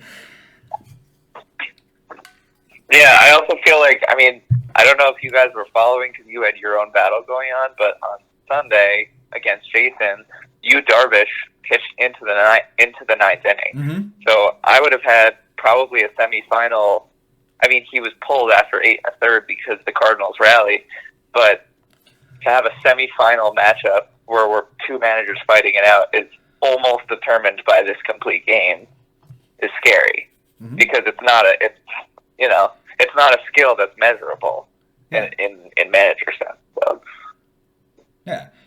Like we'll take a look at probably the stream of the year, right? Let's take a look at Mike Sherman, who ended up streaming the Mike Fiers complete game no-hitter, right? Like that's the stream of the year, and I don't think there's anybody who can contest otherwise. But like, well, Chris Levy, I don't know if the exact first one was a complete game with Lucas Giolito, but he tends to have gotten a couple with him, right? No, but no. I mean, like, yeah, he got like, I think Giolito led the league with like 3 or 4 complete games. But my point is that he picked up Fiers strictly for that start, and it was a no hitter, right? He didn't pick up Giolito and just get a no hitter, right? Like that is and then and obviously Sherman held on to him after that. That is absolutely like the pinnacle of pulling the lever and getting 3 cherries. Okay. To just to put a bow on it, Sure. I'll say, and Mike knows this, but it's funny hearing his words now. But I mean, not that he would think any differently back then. That if a matchup this magnitude is determined by a complete game, some might say that, "Oh, you kidding me? Like that's not the way it should end." But then others might say, like, "Yeah, the guy pitched a hell of a game, and that's why," and they wouldn't have a problem with it. 2012 final, myself and Mike Haber, James Shields throws said complete game. Now our matchup ended on a tie. James Shields' complete game doesn't matter. I win that matchup by that way also. So there is a sense of loyalty to the stat, Joe, because like it has meant something in playoff rounds. I mentioned it last week that there was a Corey Kluber complete game shutout with Uncle Barry versus Donato, and that was the difference between him winning or losing. I mean, it has changed certain playoffs. Dan Drobnis would have a championship, but Alexander Ang in 2010 got a complete game from, I think it was Cole Hamels in the semifinals, and in 2010, he was knocked out, and Alex Ang, who's not even with us anymore, won a championship. These things in our past and in our history have been decided by complete games. I understand it's 2019 now. I understand the game has changed now. I hope you can appreciate the fact that something that we've had for this long, and I did let go of shutouts this year, and it wasn't easy, but like, I'm sure you can appreciate that the tradition of it and knowing how much has changed in our past because of it and our history, that there's that, it's not as easy to let go of. I understand that the tradition is what it is, and that we've been doing this a long time this way. Baseball evolves. Everything about this sport has evolved, and yep. I think it's time, and I think this year is a perfect example of it, where we find the flaw in complete games of the rain shortened one, and it happened enough times that it's noticeable, that it's, hey, wait a minute, this is a thing that happened. Like, yeah, I think it's time to let it go. And look, it's done wonders. I will freely admit I got a no-hitter in the last 2 weeks of the season in order to help me get to the 4 spot, right? Like, I'm not forsaking the fact that I absolutely got helped by it many times. You know, in fact, if I'm not mistaken, I may be tied with Chris Levy for most in the league, as far as complete games is concerned. I am. You're 4-2. No. I mean total.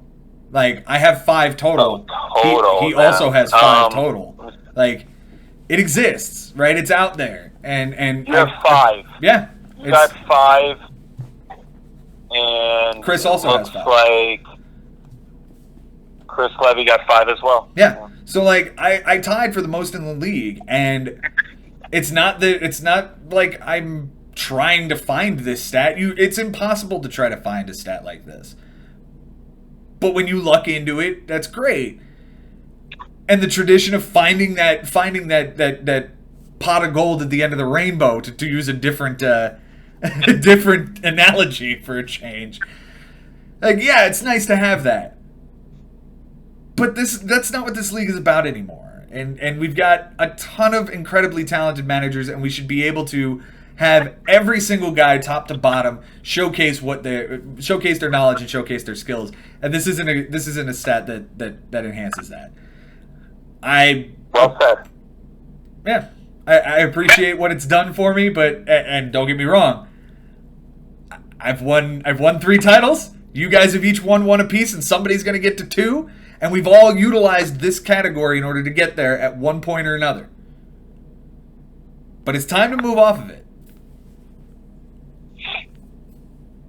And I also think, like, 5 years ago, complete games were way more often.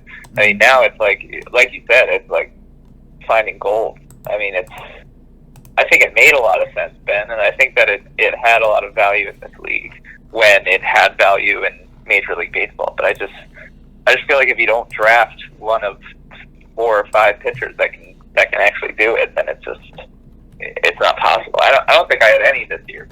I'm not sure. Maybe 1. Looking over there. Here's something interesting. There were 37 complete games in the league this year. You know what the record for complete games for a season by one team is? What? 28.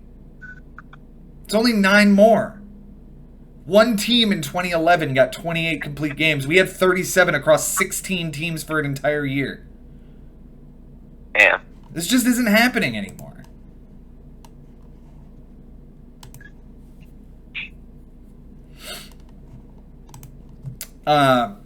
Do we want to? Is there any other housekeeping, Ben? Like, I think we hit on everything. We covered. Yeah, we covered a lot. If there's anything else you guys want to chime in on, I can move on. Great. Good job. I like everything that we talked about, and I still think there's an argument to be made that a different stat needs to be replacing complete games. But I think taking it away next year and just assessing what we need to add. I think taking a year just to go, okay, that's not a thing. Let's see if we want to add anything, I think is the best idea. I think what's the word I'm looking for? Prudence is the best course of action here. Yeah, slight adjustments and reevaluate. Sure. Yep, I agree too. Yeah. All right, with that, Mike, thanks for coming on, man. This has been a lot of fun. Yeah, thank you guys so much for having me. Appreciate being a part of the debate. It was a lot of fun. Absolutely. We'll be back in just a second, and we'll go over Mike, some historical... hold on, Joe, just because I wanted to say, Mike, all the best to you this weekend. It's cool that it's a rematch, man. It's cool that there's a lot riding on it, and it's especially cool that it's the 2 of us and we're here, and we did it. There are 14 other guys that wish that they were in that spot, so just want to wish you the best of luck, and may the best man win. Yep, same to you, Ben. And just one piece of advice for you: if Jared Weaver is available, I just steer clear this year. Okay. All right, get the hell off the phone. We'll be right back.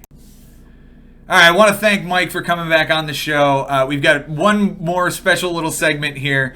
Benji, you want to bring up historical semifinal matchups, much like we did last week about quarterfinal matchups, and I am more than happy to have you spit some historical history to historical history. That's not even a thing. Some historical matchups to us. Well, I'll spit some historical history for you, and maybe you can help me out with some historical drafting or Sure. historical rosters, whatever it is. Absolutely. You know, maybe you can pinpoint some certain things from years if you happen to have them up. Just going through them. 2005. It's a year I lost in the semifinals. I lost to Dan Pearl. 12-11 was the final score. Joe, I don't know what happened in 2005. I know I did an internship in Los Angeles. I know that I was still checking my team as much as possible on a computer. And I do remember being extremely furious when this matchup ended. A 12-11 finish. Don't remember anything about it at all. Just remember being pissed off that I lost to Dan. Yeah, I remember this season. If for nothing else, it was one of my first seasons. First. Yeah, it was my first season. And I remember distinctly that and look, Dan Pearl's a friend of ours. You know, he's been a good friend of ours in years past. But I seem to remember Pearl a lot in the draft, you know, criticizing every single pick that was being done. You know, this was not the year, however, and I'm actually kind of surprised about this. I thought this was the year that Dan drafted 5 pitchers in the first 5 rounds, and that's not this year. As I'm looking at his lineup here, his first overall pick was Scott Rowland, Juan Pierre, Marcus Giles, Hank Blaylock, Octavio Dotel. It's actually quite the opposite of like any championship team you'd see, because like the first 6 rounds there's not a pitcher in sight. Though the first pitcher off the board to him was Roy Halladay, and I know that Pearl had an absolutely enormous man crush on Roy Halladay in the mid-2000s. Like, it was an enormous man crush on this guy. It was him, it was Mark Burley, and it was it either Tim Hudson Roy or Barry Oswald. Roy Oswald. Yeah, loved these guys. Like, enormous man crushes on these guys. And again, you see it here, like Roy Halladay, Javi Vasquez, Mark Burley. Oh, look, Jeff Weaver's on this team. And then, but that's it. Like, there's a name I haven't seen in a long time. Morgan Ensberg of Houston is his 24th round pick. BJ Upton. This is 05? This is 05. Oh, wow. Yeah, this is so 05. He lost in the final, actually. So it's just, that was the one thing I also remember, is the fact that I lost in the semifinal. I really hope he doesn't win this thing, and he didn't. Yeah, he didn't. He was very close to it, though. I remember. I think that team. Yeah, he ended up losing 13-7 to Juiced Up. I'm not quite sure who that is. Yeah, but his name is on the plaque, man. His name is definitely on the trophy. Mm-hmm. Juiced Up. That's what it says on the trophy. Juiced Does Up. it really? No, of course not. Who was it? I'm sorry, I don't remember. His name is Brian Pergament, and we lost touch, man. I've been trying to find him. I really have, but I don't know. Do you remember? In any event, do you remember any of your team from this year? From this 2005 year? Yeah, I remember Ken Griffey Jr. was on it. I think there was like a pretty decent outfield. 12th round, Ken Griffey Jr. Your outfield looks like Preston Wilson, Ken Griffey Jr., Pat Burrell were your 3 outfielders. And again, at the time, we didn't play left, center, and right. We just played 3 outfield. So, That's right. Your first round pick was Miguel Tejada, Mark Mulder, and misremembered Roger Clemens, 3rd round pick for you. Nice. Yep. And that guy was traded. I traded him to Jay Ferraro. Oh, yeah. He got traded like twice that year. Yeah. I think I moved Hideki Matsui. I'm not sure. I can't remember the full trade, but I'm sure it's definitely available for you to see. But anyway.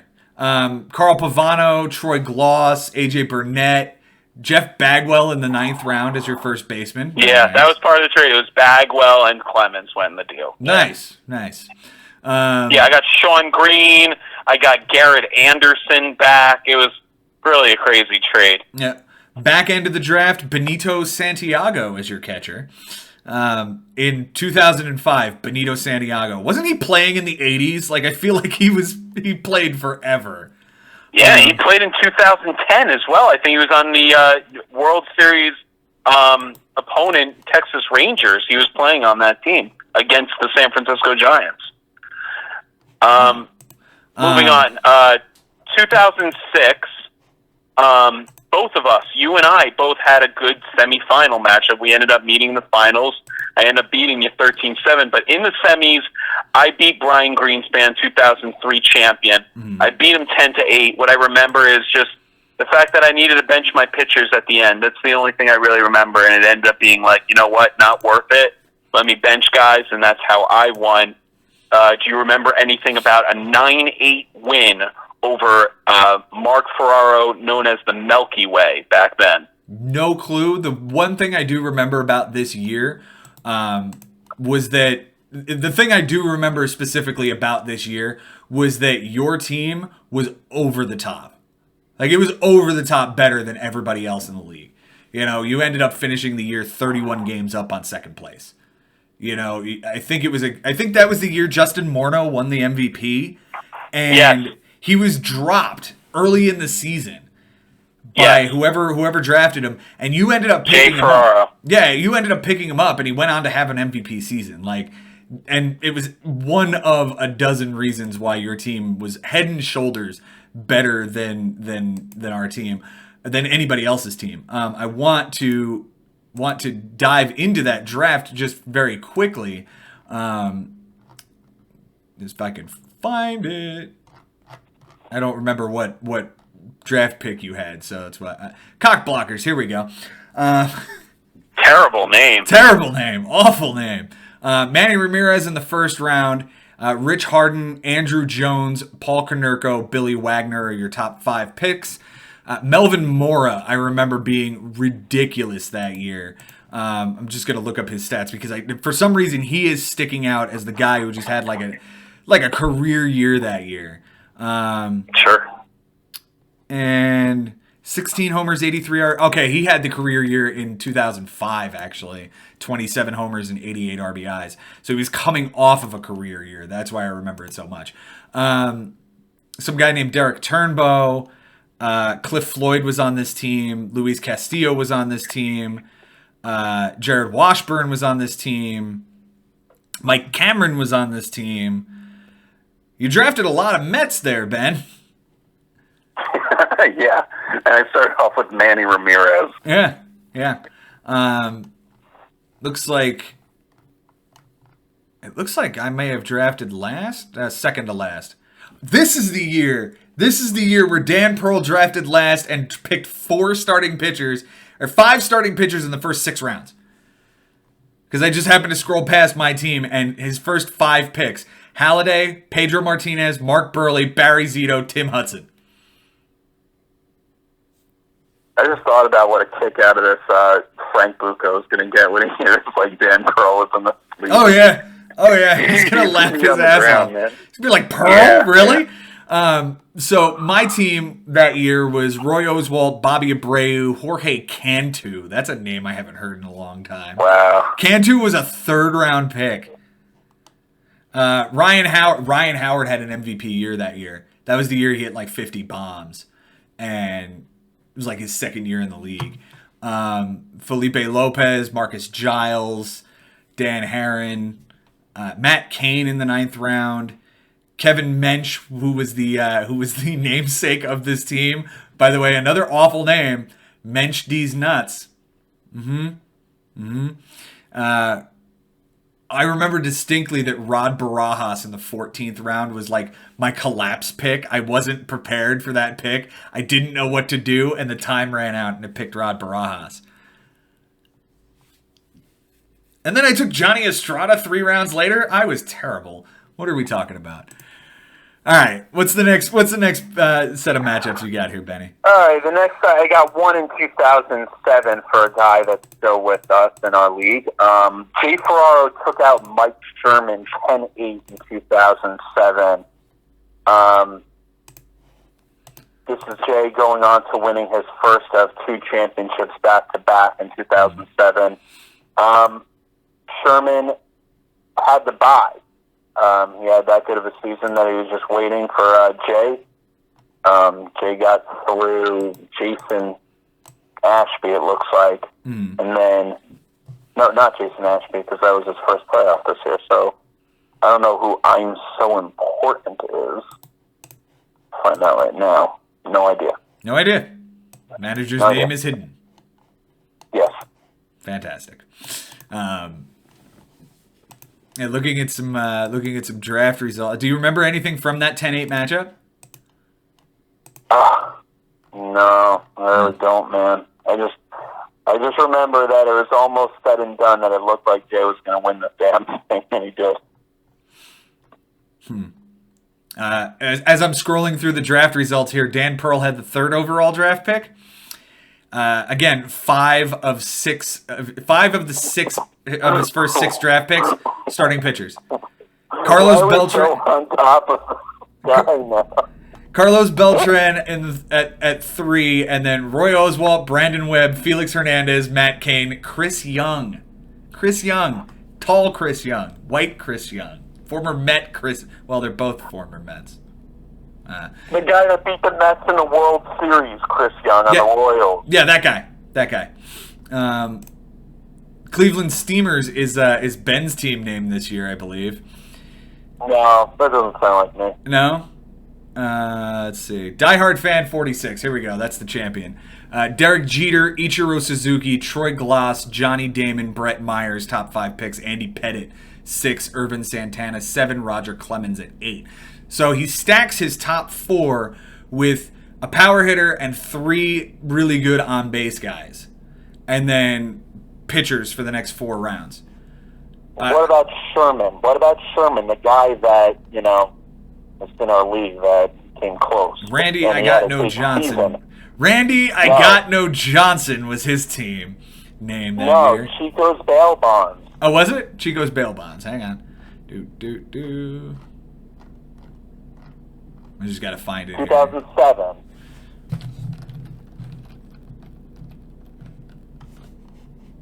I am in the right season, right? Yeah. 2007. Oh, no, sorry. The two Coreys, 2007. Oh, okay. My fault, folks. The 2 Coreys. All right. He drafted 15th overall in the 16-man draft. Lance Berkman was his first pick. Roy Halladay.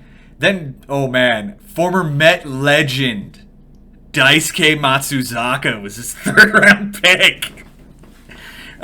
Cole Hamels in the 4th. Billy Wagner in the 5th. Scott Rowland, Josh Beckett, Alex Gordon, Todd Helton, Edgar Renteria. And then toward the end of the draft, so the 2 Coreys were Corey Hart, and I can't seem to find the other one. He must have picked up the other Corey somewhere in the season. Let's see if he's on the final roster. Corey Hart. No. It's not. So I don't know who. Shane Victorino got added to the roster. Albert Pujols. I think that was probably drafted Albert Pujols, but Escobar. Wow. Jose Guillen. Albert Pujols was drafted 1st overall. So. First overall. By I'm So Important. So I don't know how he ended up on the 2 Coreys, but. That's weird. Former, that must have been a trade or something. I would imagine so. The former Met legend Tom Gorzolani was drafted on Sherman's team. There's a lot of former Met legends that get drafted in these drafts. All right, the year after 2008, Sherman misses out again. He tends to have come really close a lot of years and just missed out in either the semifinal, even the final in 2004 before we even called it the Bigs. He lost to Craig Pritch, but here he loses to my cousin Bobby Fox. Bobby ultimately loses to Jay in the final, but Michael, he had the number 1 seed. Mm-hmm. So 2 years in a row he got the bye and couldn't come out of the semifinal. In 2007, or 2008. He loses 10-9 here in 2008. Wow. If we're going to hit, I'm just trying to, here we go, Chico's bail bonds. He drafted 12th overall that year. Johan Santana, Grady Sizemore, Troy Tulowitzki, Derek Lee, Roy Halladay, Aaron Harang. You know what year this is, Benny? You know what year this is? This is the year I traded him Albert Pujols. Because Albert Pujols was supposed to have this elbow injury, and he was supposedly going to have surgery, and I was looking for a trade partner. And he traded me Derek Lee and Aaron Harang for Albert Pujols and Joe Borowski. All he did was go on to be like the best team in the league in the regular season. I finished 8th. Good job, me. Continuing on, Ricky Weeks was on this team. Alex Gordon again. Jeremy Bonderman of Detroit Tiger 20-loss season fame. Was he 20-loss, or you think of Mike Maroth? I might be Bonderman thinking also? of Mike Maroth. I might be thinking of him.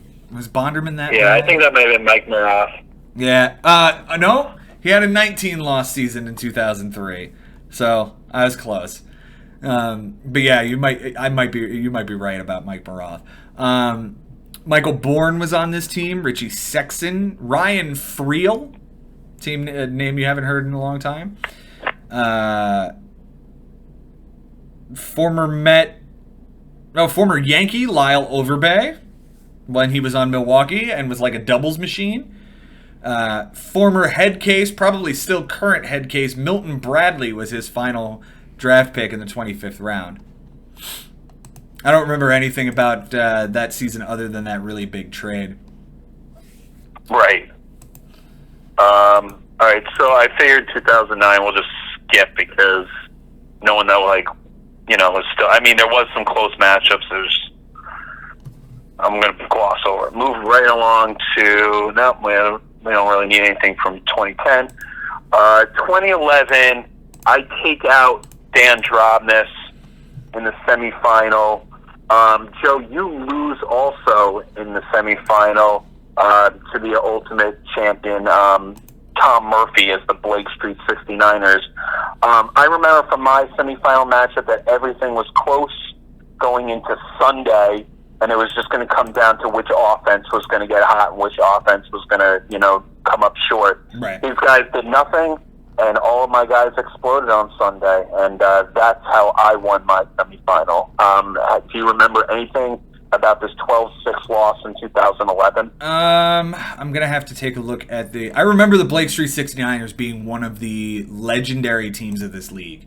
This is one of those, he ended up being like 20 games over above the rest of the league. I know that there's still records in our record book from this team.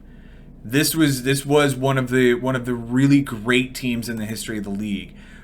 Just to quickly glance over his draft, he drafted 11th overall. Adrian Gonzalez, Prince Fielder, Derek Jeter, Chase Utley, Jose Valverde is the 5th pick, Matt Wieters, Aramis Ramirez, and then as far as pitching is concerned, Edinson Volquez was his first starting pitcher in round 13. And it was that dominant a team. Brian Mattis in the 14th round, Ian Kennedy. And it looks like he only drafted like 3 starters. The rest were all relievers, which I find really interesting.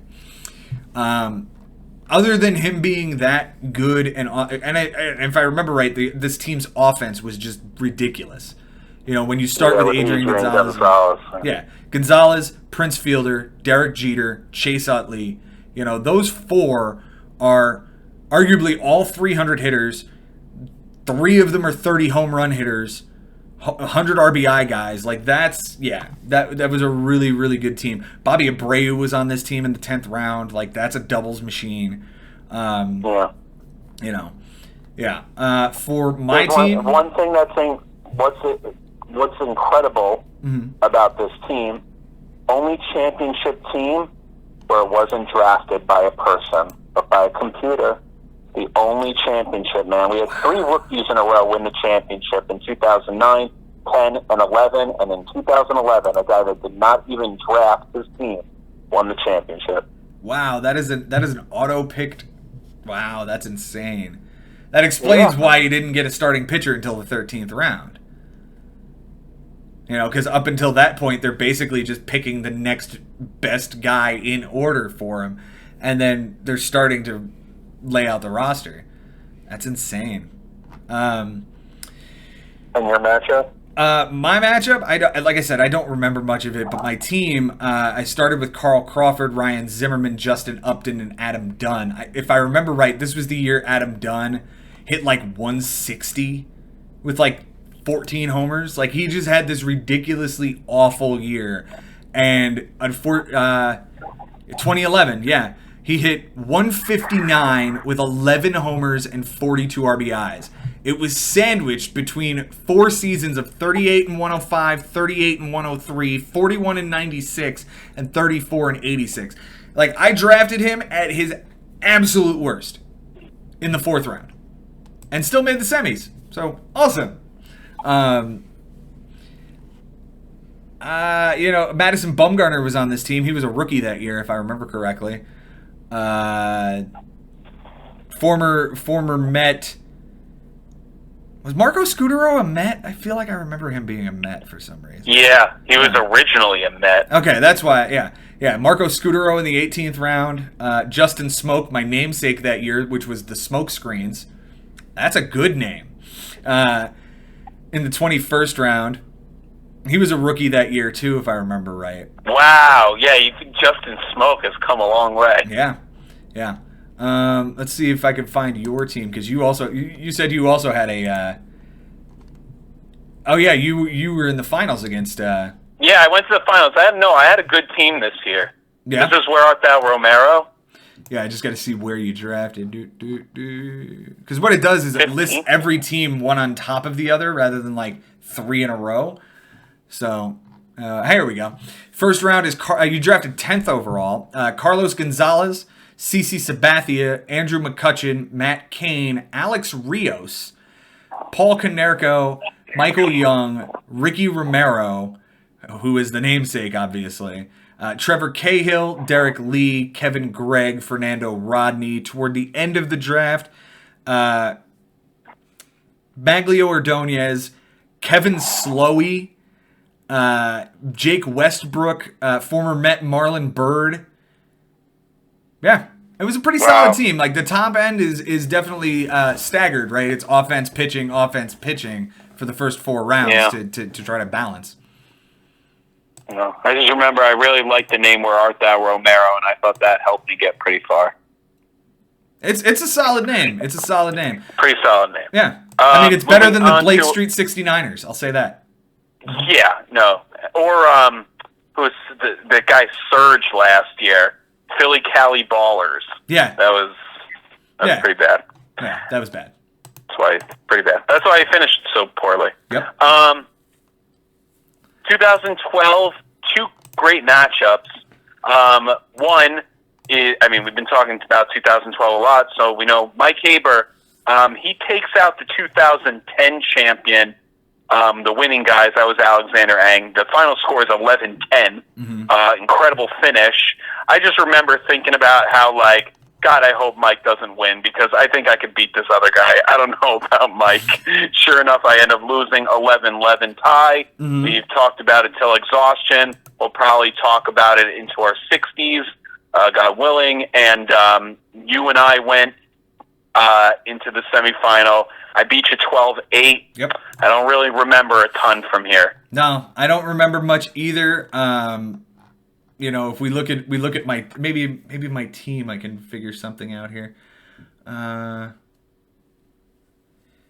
It's weird what you remember, right? It's weird looking at a team and looking at a draft result and going, "Oh my God, I remember this."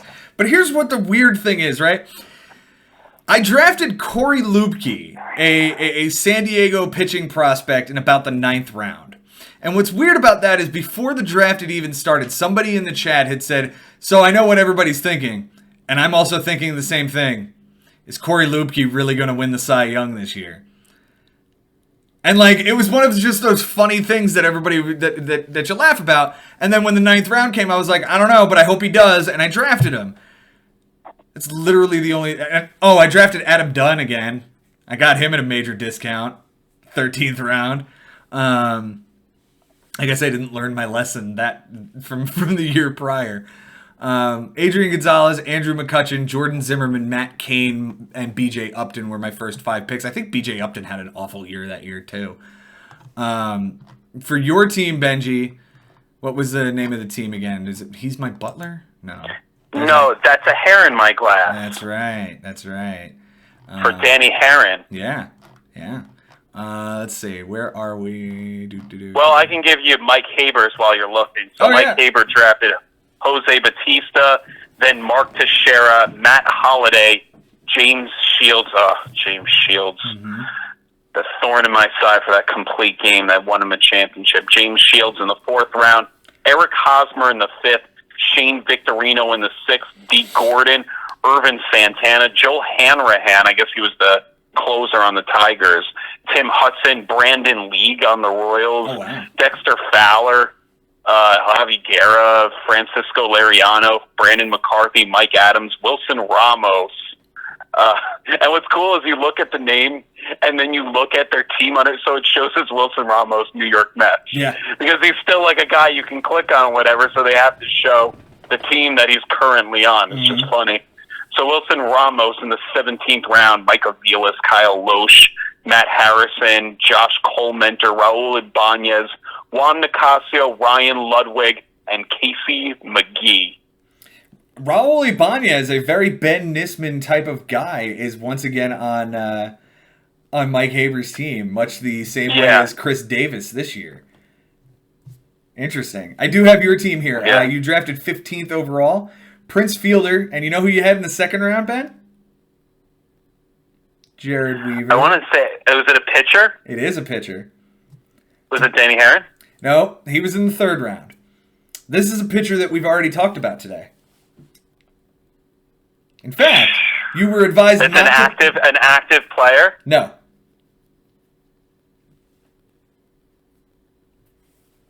I don't know. Roy Oswald? No. I'm just going to repeat what Mike Haber had to say as he finished off last segment. Oh, jeez, Jared Weaver. It is Jared Weaver in the 2nd round. Kevin Youkilis. He had a good year for me. He did. He got you to the championship. Like, just didn't need to throw inside to who. I would love to know who it was that he threw inside to. I want to know the mother you-know-whatter that threw him out. That's what I really want to remember. Angel Hernandez or something. Yeah, or Joe West. Yeah. Or Randazzo. That guy's an idiot, too. Yep. Your 4th round pick was Kevin Youkilis, who is apparently listed as a New York Yankee because that's the last team he played for. But he was most certainly a Boston Red Sox at this point. Ricky Weeks, Emilio Bonifacio, Jason Worth, Heath Bell, Johnny Cueto, Nick Markakis, former Met Austin Jackson, former Baltimore Oriole Delman Young, Matt Capps, Sean Marshall, Brian Fuentes, Ricky Nolasco, Jason Kubel, an underrated outfielder for the Minnesota Twins. I will give Jason Kubel credit. That guy was talented. Vernon Wells, Eric O'Flaherty, former Mets Cy Young winner R.A. Dickey, Chris Iannetta, Jonathan Lucroy, because you needed 2 catchers in back-to-back rounds. Marco Scutero, Joe Saunders, and Sean Figgins rounded out your draft there, buddy. Yeah, I mean, it doesn't sound like a team that went to the championship, but it did. Behind Herron and Weaver and Prince Fielder as my 15th pick overall. Because it fell to me, and there you go. I want to say Ricky Weeks had like a ridiculous season that year, too. I think 2011 was his big year, and then I went for him in 2012, and he was kind of disappointing. Yeah, he kind of fell off in 2011. Yeah, 2010 he went 29 homers, 83 RBIs with a 269 average. 2011 also. Yeah, 2011 was fairly similar. Only 118 games, so he was injured for a period of time. Same batting average, 20 homers, 49 RBIs. And then 2012, 230, 21 homers, 63 RBIs. Like, it was just bad pick. Pretty disappointing. 2013, on one side it was the eventual champion beating his brother. This was when the Drobnis brothers were a big part of this league. Greg Drobnis beat Dan Drobnis. Greg goes on, beats Mike Haber in the championship, stopping the back-to-back. On the other side of the semifinal, it was Mike Haber beating Uncle Barry. Oh, wow. So maybe we could take a look at the Mike Haber versus Uncle Barry war a little bit. Yeah. And there's a team name in here that says Bob Fox is back. Whatever happened to Bob Fox? Is he ever going to come back to the Pigs while I'm looking for their teams? No. He's out for the same reason that James is not going to join us next year. Gotcha. James Santangelo, that is. Gotcha. All right. I have Corota with Lemon Mike Haber here. He drafted 5th overall. Andrew McCutchen, Edwin Encarnacion, Ryan Zimmerman, Jay Bruce, Paul Goldschmidt are the top 5 picks. That is a stacked top 5 in 2013. That's ridiculous. Alex Rios, Jose Altuve in the 7th round. Dan Herron is his first pitcher in the 8th round. Houston Street, Tom Wilhelmsen. That's a name I haven't heard in a while. Anibal Sanchez, Glenn Perkins, Steve Cishek, Alex Cobb, Jason Hamill, Andrelton Simmons, Jared Saltalamacchia, Bartolo Colon in the 18th round, former Met legend. David Hernandez, Mark Teixeira, Bronson Arroyo, Wade Davis, Eduardo Nunez, Brandon Moss, and Edinson Volquez. I'm surprised that, the offense obviously was carrying this team. It's very, very top-heavy. 7 straight position players. For Uncle Barry, picked very late. Lost the matchup 14. He lost 14-6 to Mike Haber in this one. Yeah. He picked 14th overall, went Clayton Kershaw, Bryce Harper, Brandon Phillips, Rafael Soriano, Martin Prado in the first 5 rounds. Was this Harper's rookie year? I feel like it was. No. 2012 was his rookie year. Okay. All right. Yeah. Harper got hurt. He only played 118 games that year. 20 homers, 58 RBIs. So 6th round was Mike Napoli, current Met Todd Frazier in the 7th, Jake Peavy, Michael Young, Torrey Hunter, Jared Parker. That kid, wow, I couldn't remember his name for the longest time, and now this just sparked my memory. This is a kid who was incredibly talented in the A's organization, had Tommy John, blew out his elbow again, had Tommy John again, blew out his elbow a 3rd time, came back from a 3rd Tommy John surgery, was in AAA about to get called up, and the tendon ripped a piece of bone off of his elbow, and now his career's done. What a tragic story of that kid. I just think that's just doctors screwing up. Why the hell does he need that many surgeries? Yeah. I mean, unless his elbow is so much different than everybody else's elbow, it just might be one screw up by a doctor. Who knows? I hate to speculate because I'm not a doctor, but geez, poor guy. Yeah. What a shame. Nick Markakis, Wade Miley, AJ Burnett, Tyler Clippard, Ronald Belisario, Denard Span, former Met. I feel like Jeff Keppinger was a Met. Wow. Luis Cruz, AJ Ellis, former Met Jerry Blevins, Matt Joyce, Robbie Ross Jr., former Met Jeff Francoeur, and I believe former Met Justin Ruggiano. That's Uncle Barry's team in 2013. All right, 2014, your first championship, Joe. Yes, a year that is very, very near and dear to my heart.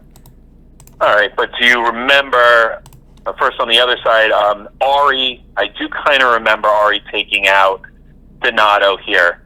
I kind of remember it was, again, another opportunity where if Donato had just added the starting pitcher the day before, maybe he wins innings pitched or gets a win, or something like that. But Ari just outmanaged him there. So you want to pull up his draft for Ari, and I can actually pull up his roster if there was anything different. And then you versus Uncle Barry, you beat him 13-6. This is 2014 again, folks. I don't remember anything specific. I just remember it being a rather comfortable win, because because the finals I remember was so stressful, right? But the semifinal matchup, I remember going like, wow, I'm actually surprised this is going as easily as it is, because I was just happy to make the playoffs. I hadn't made the playoffs in a couple of years, and I was going in as the number 1 seed.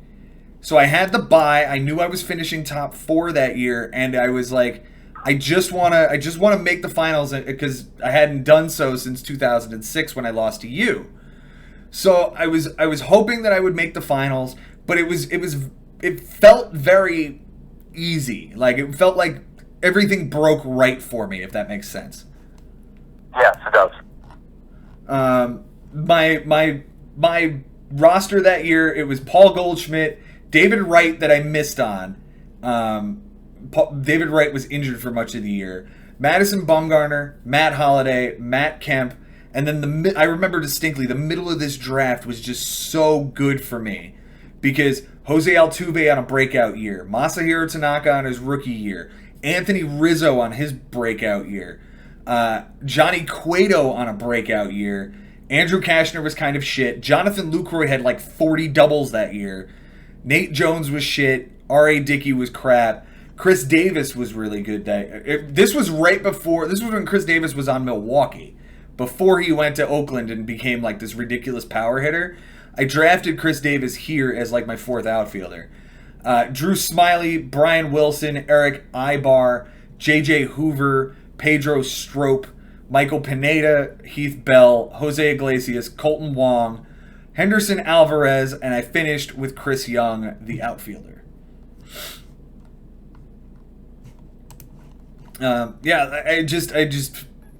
I remember it being rather easy. I don't quite remember Ari's matchup. Do you remember Ari's 11-9 defeat of Hit Me Baby 1 Mauer time? Well, Ari was bumping Uglas. Hit Me Baby 1 Mauer time was Donato. Uh-huh. And, yeah, I just kind of... The only thing I kind of remember is that I remember Donato missing an opportunity to, like, either go for strikeouts or innings pitched or something like that I remember saying, like, you should have probably done this because, like, you know, it's a semifinal and you want to go to the final. Right. Right. But he didn't do it. So that's kind of what I remember about it. Maybe if you look at the team that probably won't do it either. But I can tell you, Ari had on the team Michael Brantley, Alan Craig, Josh Donaldson, Adam Eaton, Eduardo Escobar, Yasmani Grandal, Robbie Grossman, Carlos Gomez, Jed Lowry, Daniel Murphy, Jimmy Paredes, Rene Rivera, Luis Sardinas, Ichiro Suzuki, Melvin Upton Jr., and Colton Wong as his offense. His pitching was Chris Bassett. Well, the pitching is hard to tell what it is because, folks, when you're going for a final and everything, you change things around a lot, so you can't really tell here. Oh, yeah. I know for a fact that, like, you look at the final roster of Lucroy Jenkins, and there's maybe one pitcher that's left on that team that I was actually playing. And that was Johnny Cueto. Right. Because I did... You got to see the draft. The draft is a little easier to tell what your team did in those days. Yeah. Yeah, because here's the thing. This particular match... Well, we can talk about it next week when we talk about historic finals, but the roster of Lucroy Jenkins is nowhere near what it was during the regular season. Uncle Barry's team that year, Plainview Dodgers... I just had it. Damn it. He drafted in the middle. I think it was like 7th or 8th. It was 9th. And Adrian Beltre, Freddie Freeman, Zach Greinke, Yadier Molina, Ian Kinsler, Jurickson Profar, Alex Gordon, Doug Fister, Jared Weaver, Brandon Moss, Dan Herron, Torrey Hunter, Chris Carter, former AL home run champion Chris Carter, who's no longer in baseball apparently. Corey Kluber, Tyler Clippard, Brad Ziegler, Luis Avilan, Joe Smith, Tanner Scheppers, Denard Span, Ryan Dumit, name you haven't heard in a long time, Paul Mahalam, Matt Dominguez, Mark Burley, and Jordy Mercer. I think this was this Corey Kluber's breakout season? 2013? No, we're talking about 2014. 2014, yeah, that's what I meant. Yeah, 2014 was 18-4 for Corey Kluber with a 2.44 ERA. This was absolutely his breakout Cy year. Young. Yeah. Yeah. Mm-hmm. All right, 2015, you take me out with a decisive 14-7 win in the semifinals. All I remember about this matchup, Joe, is that I was surprised that I was in the semifinals because I thought Ari had beaten me on the tiebreaker. Mm-hmm. I thought it came down to ERA when it was the record against each other. Right. I remember texting you, and on Monday, really disheveled, really broken up, thinking I'm out of this thing. Have already gotten rid of closers and other guys on my team because I thought this was it, and if I didn't think that there was a chance, maybe I don't drop guys. But anyway, I remember texting you 2015 and saying, do you think you can beat him, meaning my brother? Uh-huh. And you texted back and you said, I'm playing you, right? Yeah, I do remember that. I was at work and I'm like, dude, what are you talking about? Like, I'm playing you. Yeah, this was. I just remember, after that, and I was just kind of playing. I was like, oh my god, I can't believe I'm in the semifinal, but I just got smoked.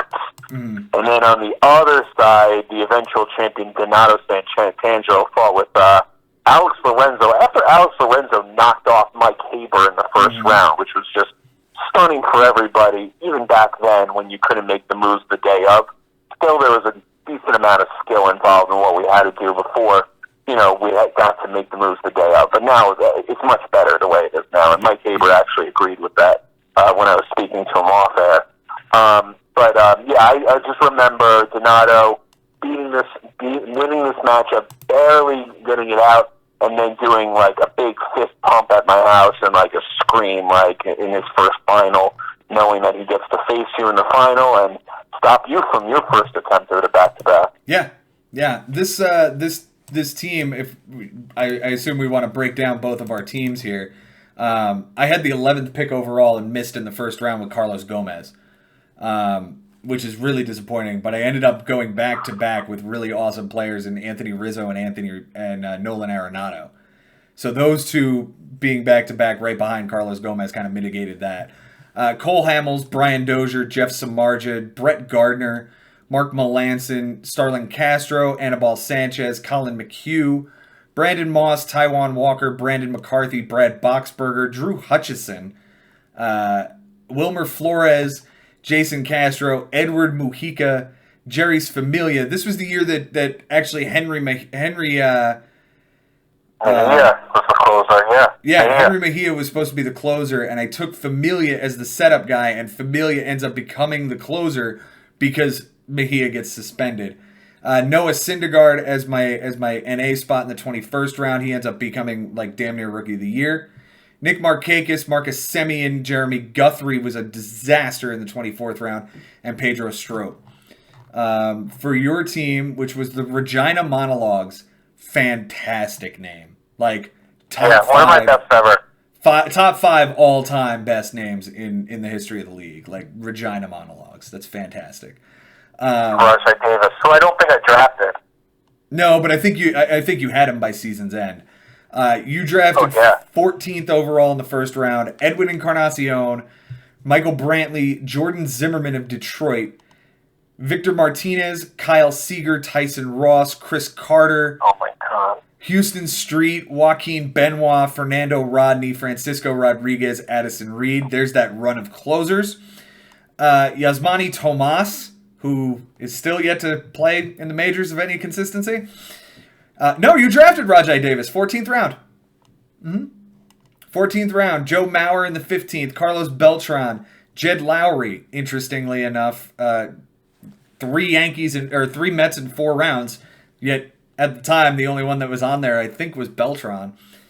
Or no, none of them were on the Mets at that point. Jed Jerko, Travis d'Arnaud, John Neese, Brad Miller, Mark Appel,